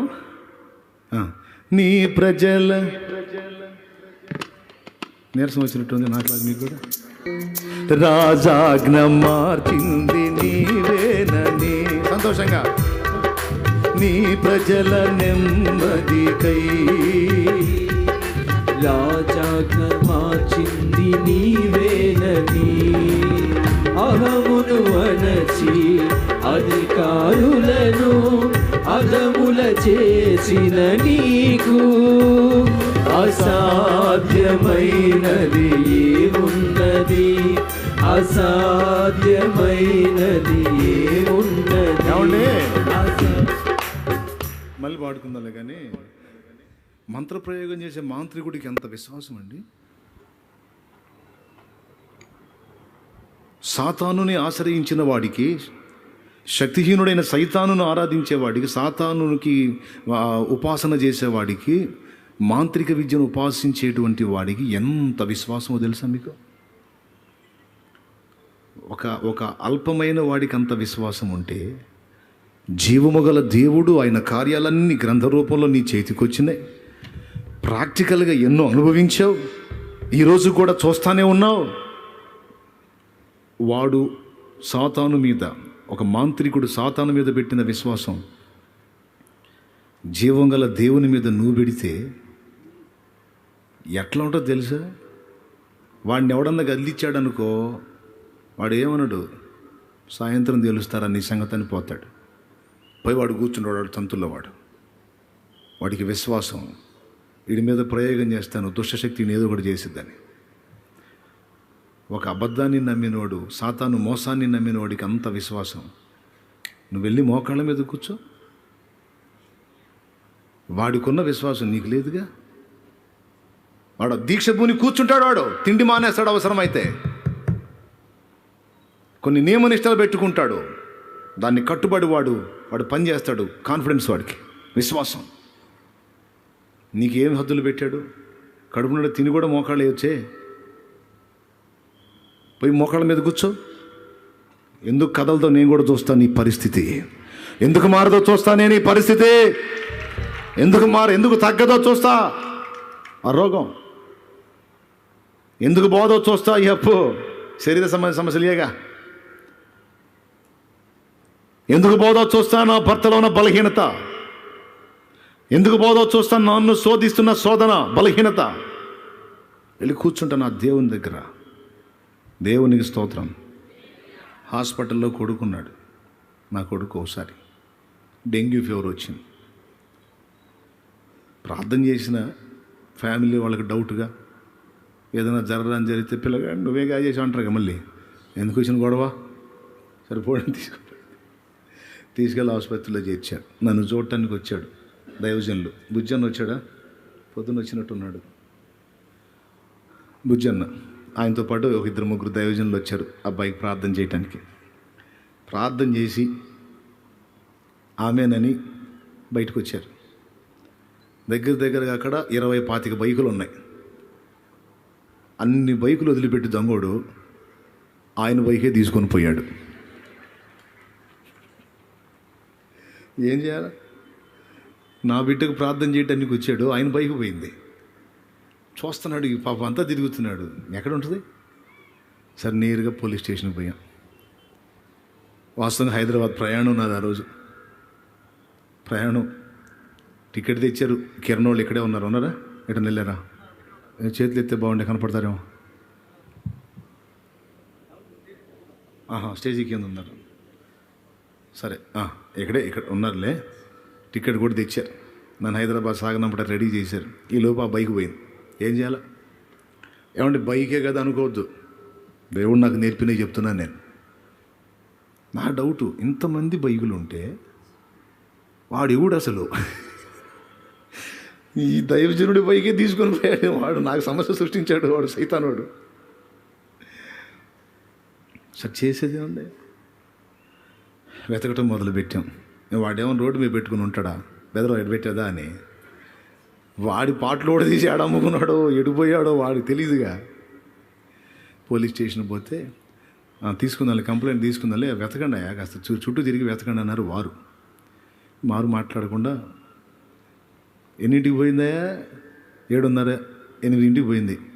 12 దాకా వెతుకుతానే ఉన్నాం. నా వల్ల కాల. తెల్లారి ప్రోగ్రాం ఏంటంటే గుంటూరు మాయబజార్కి వెళ్ళాలి, అక్కడ బైక్ విడి పార్ట్స్ అయిపోతుంది, ఒక పార్ట్ అన్నా చూసి గుర్తుపడితే బుజ్జన్న పట్టుకుందాం అని ఒక ఆలోచన. ఒకవేళ చీకటితో వెళితే పార్ట్లు ఊడదీయకముందే బైక్ పట్టుకోవచ్చు అని మరొక ఆలోచన. రెండవది, అది సాధ్యపడకపోతే పోలీస్ స్టేషన్కి వెళ్ళి కూర్చోవటం, 3 ఆలోచన. ఎందుకంటే పాపం కొత్త బైకు. అక్కడ ఇంకొక సమస్య ఏంటంటే విశ్వాసులు మామూలు కాదుగా. అన్ని బైకులు ఉంటే అయ్యగారి బైక్ ఎందుకు పోయింది? మంచోడైతే ఎందుకు పోయిద్దిలే. వాళ్ళు ఇదొక దాడి ఉంటుందిగా. దేవునికి స్తోత్రం. మంచోడైతే ఎందుకు పోయింది? అయ్యో ఉంటాయి. అంతమంది పోకుండా ఆయనదే పోయిందంటే ఎందుకు పోయింది అంటుంటారు కదా. ఆయన ఆ శోధన బుజ్జన ఆయనకి వెళ్ళి చూస్తే పాప ఆ ఫీలింగ్ అదే కనపడుతుంది. దేవునికి స్తోత్రం కలుగును కాక. హల్లెలూయా. సరిగా ఆ నైటు క్యాన్సిల్ చేసుకొని చర్చిలోకి వెళ్ళి పండుకున్నా. తెల్లవారు ఎటు పోవాలా? లేచి గుంటూరు మాయాబజార్కి పోవాలా. పోయి అక్కడికి తీసుకొచ్చి వాళ్ళందరూ చెక్ చేసుకోవాలన్నమాట. ఎవడన్నా దొంగ బండి తీసుకొస్తాడేమో అని కాసుకొని ఈ బండి కన్నా వచ్చి పడితే పట్టుకోవాలన్నమాట. అది జరిగానా? అందరికీ తెలిసేటట్టు దొంగోడు బండి తెచ్చానా? ఎట్లా సాధ్యం? వాళ్ళకి ఏదో ముసుగులు ఉంటాయి. కాబట్టి ఇవన్నీ కాదని తెల్లవారుజామున లేచి నేను అక్కడికి పోయేది ఏంది, స్టేషన్కి పోయేది ఏంది, మాయాబజార్కి పోయేది, నేను ఏదో నక్కలాగా కాపలాగా వేసేది. మేము సేవకులు ఈ పనే. నువ్వు ఉన్నావు కదయ్యా, నా తెలియదు నువ్వేం చేస్తావు, బండి రావాలి అని పోయి ఏకాంత ప్రార్థన తెల్లవారుజామున పోయి ప్రార్థనలో కూర్చున్నా. ఏమంటే బైకే కదా అనుకోకండి, నాకు అప్పుడు ఎట్లుందంటే అట్టుంది. నాది పోయినా నాకు అంత ఫీలింగ్ లేదు. నా కోసం వచ్చిన ఆయన బండి పోయింది. ఇప్పుడు ఇంకో కొత్త బండి నేను తీసుకొచ్చి ఇచ్చినా తృప్తి ఉండదు. ఆయన బండి పోతే తెచ్చిచ్చాడు అంటే అసలు ఎందుకు పోయింది అని మళ్ళీ మొదలు పెడతారుగా. కాబట్టి ఇప్పుడు ఆ బండే దొరకాలి. స్తోత్రం. పోయి మోకాళ్ళ మీద కూర్చున్నా. సెల్ ఫోను, శాంసంగ్ ఫోన్ ఉంటుంది, అది స్విచ్ ఆఫ్ చేశా, డిస్టర్బెన్స్ చేయకుండా. ఏకాంతంలో వెళ్ళి, నువ్వేదన్నా నన్ను శిక్షించాలనుకుంటే నన్ను శిక్షించు, నాకు మేలు చేయాలని, నా కోసం ప్రార్థన చేయాలని వచ్చిన దైవజన్ని ఇబ్బంది పెట్టదు తండ్రి. నాకు తెలియదు ప్రభువా, నువ్వేం చేస్తావో నాకు తెలీదు. నీ దాసునికి అదే బండి దొరకాలి, ఆ బండి దొరకాలి అని ప్రార్థన చేశా. విచిత్రం చెప్పనా, వెళ్ళి అక్కడ కూర్చున్నాయి. ఇక కాసేపు మోకాళ్ళు వేసి ప్రార్థన చేశా. ఇక ఆ చెరువు కట్ట మీద అటు ఇటు తిరుగుతున్నా, నాకు తెలియదు, కళ్ళు తెరిసే మాట్లాడుతున్నా. ప్రార్థన అనగానే మోకాళ్ళు వేసి అలానే ఉండాలి, కొయ్యబొమ్మలాగా అనుకోవాకండి. నీకు ఎలా కంఫర్ట్గా ఉంటే అలాగా నువ్వు దేవునితో మాట్లాడుకో.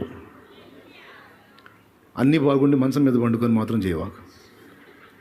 నీకు ఎలా కంఫర్ట్గా ఉంటే అలా చేయమన్నానని కొంతమంది బరీగా తిని మంచం మీద వెళ్తా ప్రభా స్తోత్రం ఈ దరిద్ర పనులు మాత్రం చేయవాకండి. దేవునికి స్తోత్రం కలుగును గాక. నీకు ఎలాగ నీ హృదయానికి ఎలాగ అనుకూలం ఏకాంతంగా నువ్వు దేవునితో కూర్చో. అయితే నువ్వు దేవుని సన్నిధిలో ఉండాలి. లోకాన్ని వదిలిపెట్టాలి, మిగిలిన వ్యవహారాలు వదిలిపెట్టాలి. నా తండ్రితో నేను కూర్చోవాలి. నాకు తెలియదు ఈ పరిష్కారం నువ్వే చేయమని ప్రార్థన చేశాను. దేవుడు మాట్లాడాడు, నువ్వు వెళ్ళే ప్రయాణం ఆపడానికి ఈ కార్యం నేను జరిగించానని. అదే నిజమైతే ఆ బండి దొరకాలన్నాను నేను. స్విచ్ ఆన్ చేసుకోరా అన్నాడు. సెల్ ఫోన్ తీసి స్విచ్ ఆన్ చేశా. స్విచ్ ఆన్ చేయగానే ఫస్ట్ ఫోన్ బుజ్జన్న దగ్గర నుంచి వచ్చింది నాకు.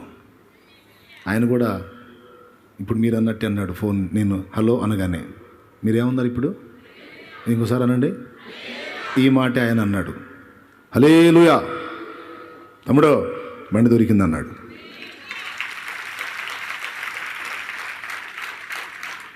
విషయం చెప్పనా, ఇప్పుడు ఎవరో తెలిసిన వాళ్ళు తీసుకెళ్ళారు అనుకుంటారు కదా మీరు. నో, పక్కాగా దొంగడే తీసుకెళ్ళాడు. తాళం ఆయన చేతిలో ఉంది. వీడు వేరే విధంగా బండిని స్టార్ట్ చేసుకొని తీసుకెళ్ళాడు. కానీ ఆ తీసుకెళ్ళిన వాడితో ఆయన మాట్లాడాడు.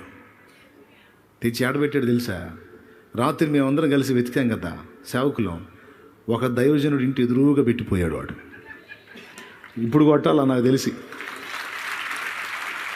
ఎదురుగా పెట్టిపోయాడు. సాధ్యం కాదు, ఆయనకి సాధ్యం కాదు. ఇప్పుడు నేను కొత్త బండి ఇచ్చినా తృప్తి ఉండదు, ఆ బండే దొరకాలా. దొరికింది అదే బండి తెచ్చి ఏ దొంగ వదిలిపెడతాడు చెప్పండి, మీరు నాకు చెప్పండి. వాడి చేతికి చిక్కినది పీస్ పీస్ అయిపోవాలా లేదా వెళ్ళిపోవాలి ఇంకొకటికి. సేవకుడి ఇంటి ముందు పెట్టి వెళ్తాడా? నా దేవుని కార్యం కాదా అది? చిన్నది అనుకుంటారు. ఆ విషయంలో నేను కంప్లీట్గా రౌండ్ కొట్టా. ఏంటిది అబ్బా కనెక్ట్ అయ్యారు. ఈ పూటకైనా రోజైతే ఆనందం, ఈ పూటకైతే చేయగలిగింది ఏం లేదు. కొంతమంది ఈ పూటకే ఇక నుంచి చూడతాం అన్న రౌండ్. డైలీ నీ ప్రతి విషయంలో నువ్వు అడిగే ప్రతి సంగతిలో కంప్లీట్గా రౌండ్ కొట్టు. సందేహం లేదు నా దేవుడు కార్యం చేస్తాడు. సందేహం లేదు నా దేవుడు నా పక్షమున ఉన్నాడు, కార్యం జరిగిద్ది. నా ప్రతికూలతలన్నీ అనుకూలతలుగా నా దేవుడు మారుస్తున్నాడు. కొంచెము కాదు విస్తారముగా నా పక్షమున బలీయమైన కార్యాలు చేయబోతున్నాడు. హల్లెలూయా. అల్ప విజయాలు కాదు, ఘనమైన విజయాలు నేను చూచినట్లు నా దేవుడు నా కళ్ళు తెరుస్తున్నాడు. నా కొరకు బలమైన కార్యాలకు నా దేవుడు పూనుకున్నాడో అది నేను స్వతంత్రించుకుంటున్నాను యేసు నామములో. ప్రతి సంగతిని గురించి నీ తలంపులు, నీ హృదయాలోచనలు దేవుని శక్తిని బట్టి పరిపూర్ణంగా ఉండాలి. ఆవగింజ అంటే రౌండ్ కొట్టాడనమాట. పరిమాణం రౌండ్ ఉంటుంది. అది పరిమాణం కాదు. పరిమాణం అంటే సైజు, పూర్ణం రౌండ్, పరిపూర్ణం. కొండలను పెకలింపగలిగిన పరిపూర్ణ విశ్వాసం అన్నాడు. అంటే ఎక్కడ కట్టింగ్లు ఉండకూడదు, కంప్లీట్గా ఏ విషయమైనా సరే నువ్వు నమ్మితే అది కొండ అయినా సరే అవతలికి వెళ్ళమంటే వెళ్ళి దీటరమ్మంటే వచ్చిద్ది అన్నాడు. నీకోసం కొండల్ని కదిలించబోతున్నాడు దేవుడు. కొండలాంటి వ్యక్తుల్ని కదిలించబోతున్నాడు. కొండలాంటి సమస్యలను ఒక కొలిక్కి తీసుకొని రాబోతున్నాడు. నువ్వు కొండలు కొండలు కొండలు అనుకుని వేటిని పెట్టుకొని గందరగోళం అయిపోతున్నావో, ఈరోజు నువ్వు ఈ ఆలోచనను గౌరవించి శత్రువుకి అవకాశం ఇవ్వకుండా దేవునికి అవకాశం ఇచ్చి దేవుని కార్యాలను నమ్మి దేవుని శక్తిని నమ్మి, అవును నమ్మాలా. దేవుడు నిన్ను ప్రేమించట్లేదా? ఎంతమందికి విశ్వాసం ఉంది? దేవుడు నిన్ను ప్రేమించట్లేదా? నో, దేవుడు నన్ను ప్రేమిస్తున్నాడు. హల్లెలూయా. సందేహం లేదు. రైట్. దేవుడు జ్ఞానవంతుడా తెలివితో కూడా? పెద్దగా చెప్పాలి. జ్ఞానవంతుడు మరి నీ జీవితాన్ని కరెక్ట్గానే డిజైన్ చేస్తాడా, ఆయన పిచ్చి పిచ్చిగా చేస్తాడా? ఒకవేళ దేవుని దగ్గర వెరితనం ఉంటే ఆ వెరితనం కూడా మనుషుల జ్ఞానం కంటే జ్ఞానం గలది అన్నాడు పౌలు మహనీయుడు. నీ జీవితం ఒకవేళ గందరగోళంగా కనపడుతుందేమో, నేను చెప్పనా, ఒక అద్భుతమైన కళాకృతిలాగా నీ జీవితాన్ని లైన్లోకి తీసుకురాగలుగుతాడు ఆయన. దేవునికి మహిమ. హల్లెలూయా. ఒక పొజిషన్లోకి తెస్తాడు ఆయన. సైతాన్ గాడు వచ్చి గందరగోళం అయిపోయింది, నీ కథ అంతా గందరగోళం, నువ్వెవడరా చెప్పడానికి గందరగోళం అని. గందరగోళం మీదవాయి, నా దేవుడు చెప్పాలరా, నా దేవుడు చెప్పడు. సారీ నీ విషయంలో చేయలేకపోయానని నా దేవుడు చెప్పడు. నేనున్నాను, భయపడుకో అంటాడు ఆయన. ప్రతి సంగతిని గురించి దేవుడు నిన్ను ప్రేమిస్తున్నాడా? చెప్పో. ద్వేషిస్తున్నాడా, ప్రేమిస్తున్నాడా? ప్రేమించేవాడు మరి నీకు నెమ్మది కలిగించడానికి ఆలోచన చేస్తాడా, లేకపోతే కీడు కలిగేదానికి ఆలోచన చేస్తాడా? ఒకవేళ నీకేదన్నా ఇబ్బందులు అనుమతిస్తే నీ మేలు కోసమేనా, నీ కీడు కోసమా?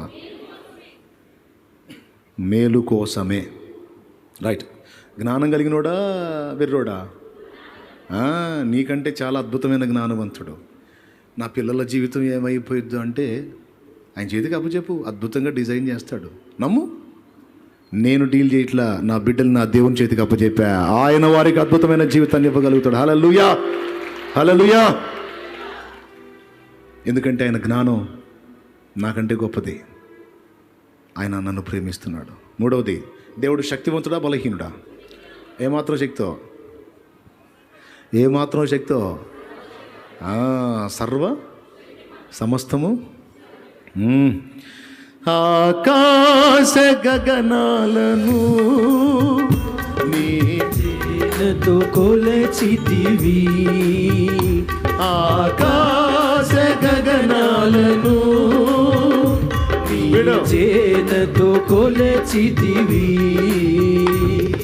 శూన్యములో ఈ భూమిని వేలాడదీసిన నా యేసయ్యా, శూన్యములో ఈ భూమిని వేలాడదీసిన నా యేసయ్యా, నీకే వందనం, నీకే వందనం, నీకే వందనం, నీకే వందనం.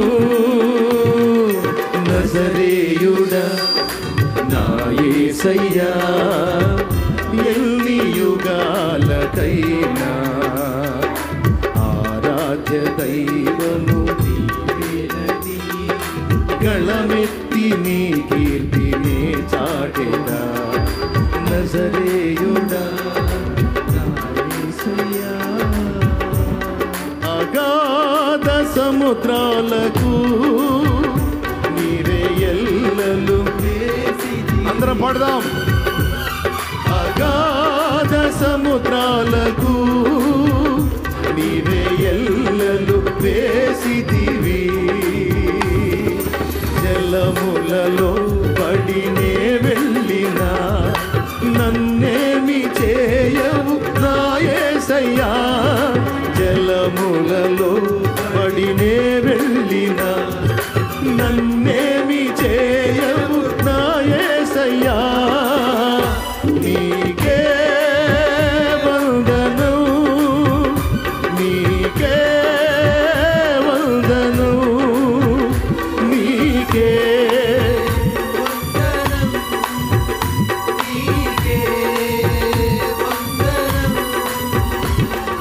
నజరేయుడా నా యేసయ్యా, ఎన్ని యుగాలకైనా ఆరాధ్య దైవం నీవేనని గళమెత్తి నీ కీర్తి నీ చాటెదా.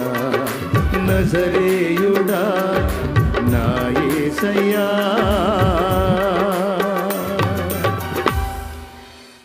హల్లెలూయా. ఈ రాత్రి దేవుడు నీతో మాట్లాడిన రాత్రి, నీలో ఉన్న సందేహాలు, అనుమానాలు, సాతాను నీ మీద ప్రయోగించిన ప్రయోగాలన్నీ పటాపంచలు చేసిన రాత్రి, ఒక నూతన అధ్యాయాన్ని నీ జీవితంలో దేవుడు ప్రారంభించబోతున్న రాత్రి, నీవు నమ్మితే సందేహించేవాడు ఏమి పొందలేడని యాకోబు రాసిన పత్రిక 1వ అధ్యాయము 6వ వచనంలో చెప్పాడు. 5-6 వచనాల్లో చెప్పేశాడు. సందేహించువాడు గాలి చేత రేపబడి ఎగిరిపడు సముద్ర తరంగమును పోలి ఉండును. అట్టివాడు తన సమస్తమైన మార్గాల్లో అస్థిరుడు విమనస్కుడు గనుక ప్రభు వలన తనకేమైనా దొరుకుందని తలంచుకొనరాదు. దొరకదని చెప్పేశాడు. సందేహించేవాడికి ఏం లేదు. విశ్వసించేవాడు పొందుతాడు. విశ్వసించేవాడు దేవునికి ఇష్టడవుతాడు. ఏమేం పొందుతాడు? పరిపూర్ణంగా విశ్వాస విషయంలో రౌండ్ చేయగలిగిన వాడు ఏం పొందుతాడు? ఆత్మరక్షణ పొందుతాడు. అంతేనా? రెండవది, అసాధ్యమన్నది ఏది లేనంత గొప్ప మెట్టులోకి వెళ్ళిపోతాడు. 2, ఎలీషాకు అసాధ్యమైంది ఏమైనా ఉందా? డబ్బులు తీసుకొచ్చి ఇవ్వబోయాడు నయమాను. నాకెందుకు పోయా అన్నాడు. నాకెందుకు పో అన్నాడు. ఎవరన్నా వదులుతారా? ఏం ఛాన్స్? మామూలు ఛాన్సా? Direct gold.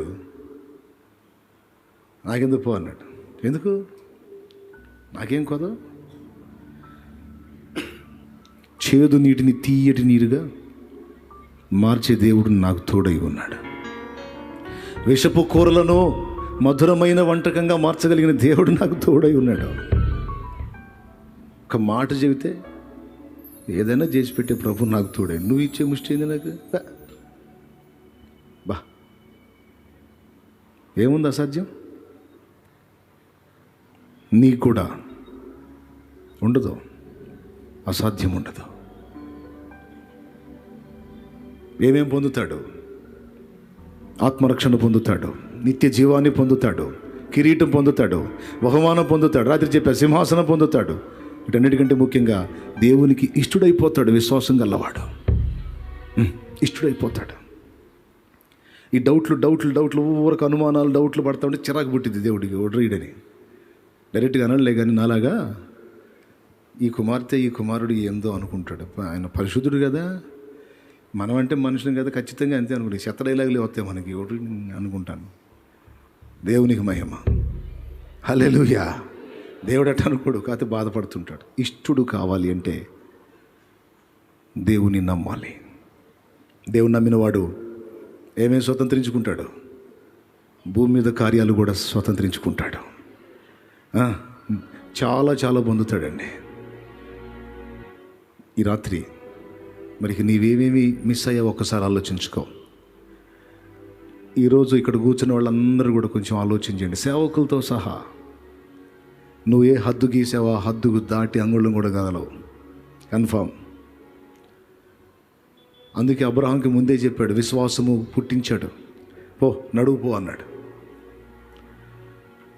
నడువు, విశ్వాసంతో నడవమన్నాడు, విశ్వాసంతో చూడమన్నాడు, విశ్వాసంతో పలకమన్నాడు, విశ్వాసంతో ప్రవర్తించమన్నాడు. ఒక కొడుకు కూడా లేడు, అబ్రాం, ఘనుడైన తండ్రి.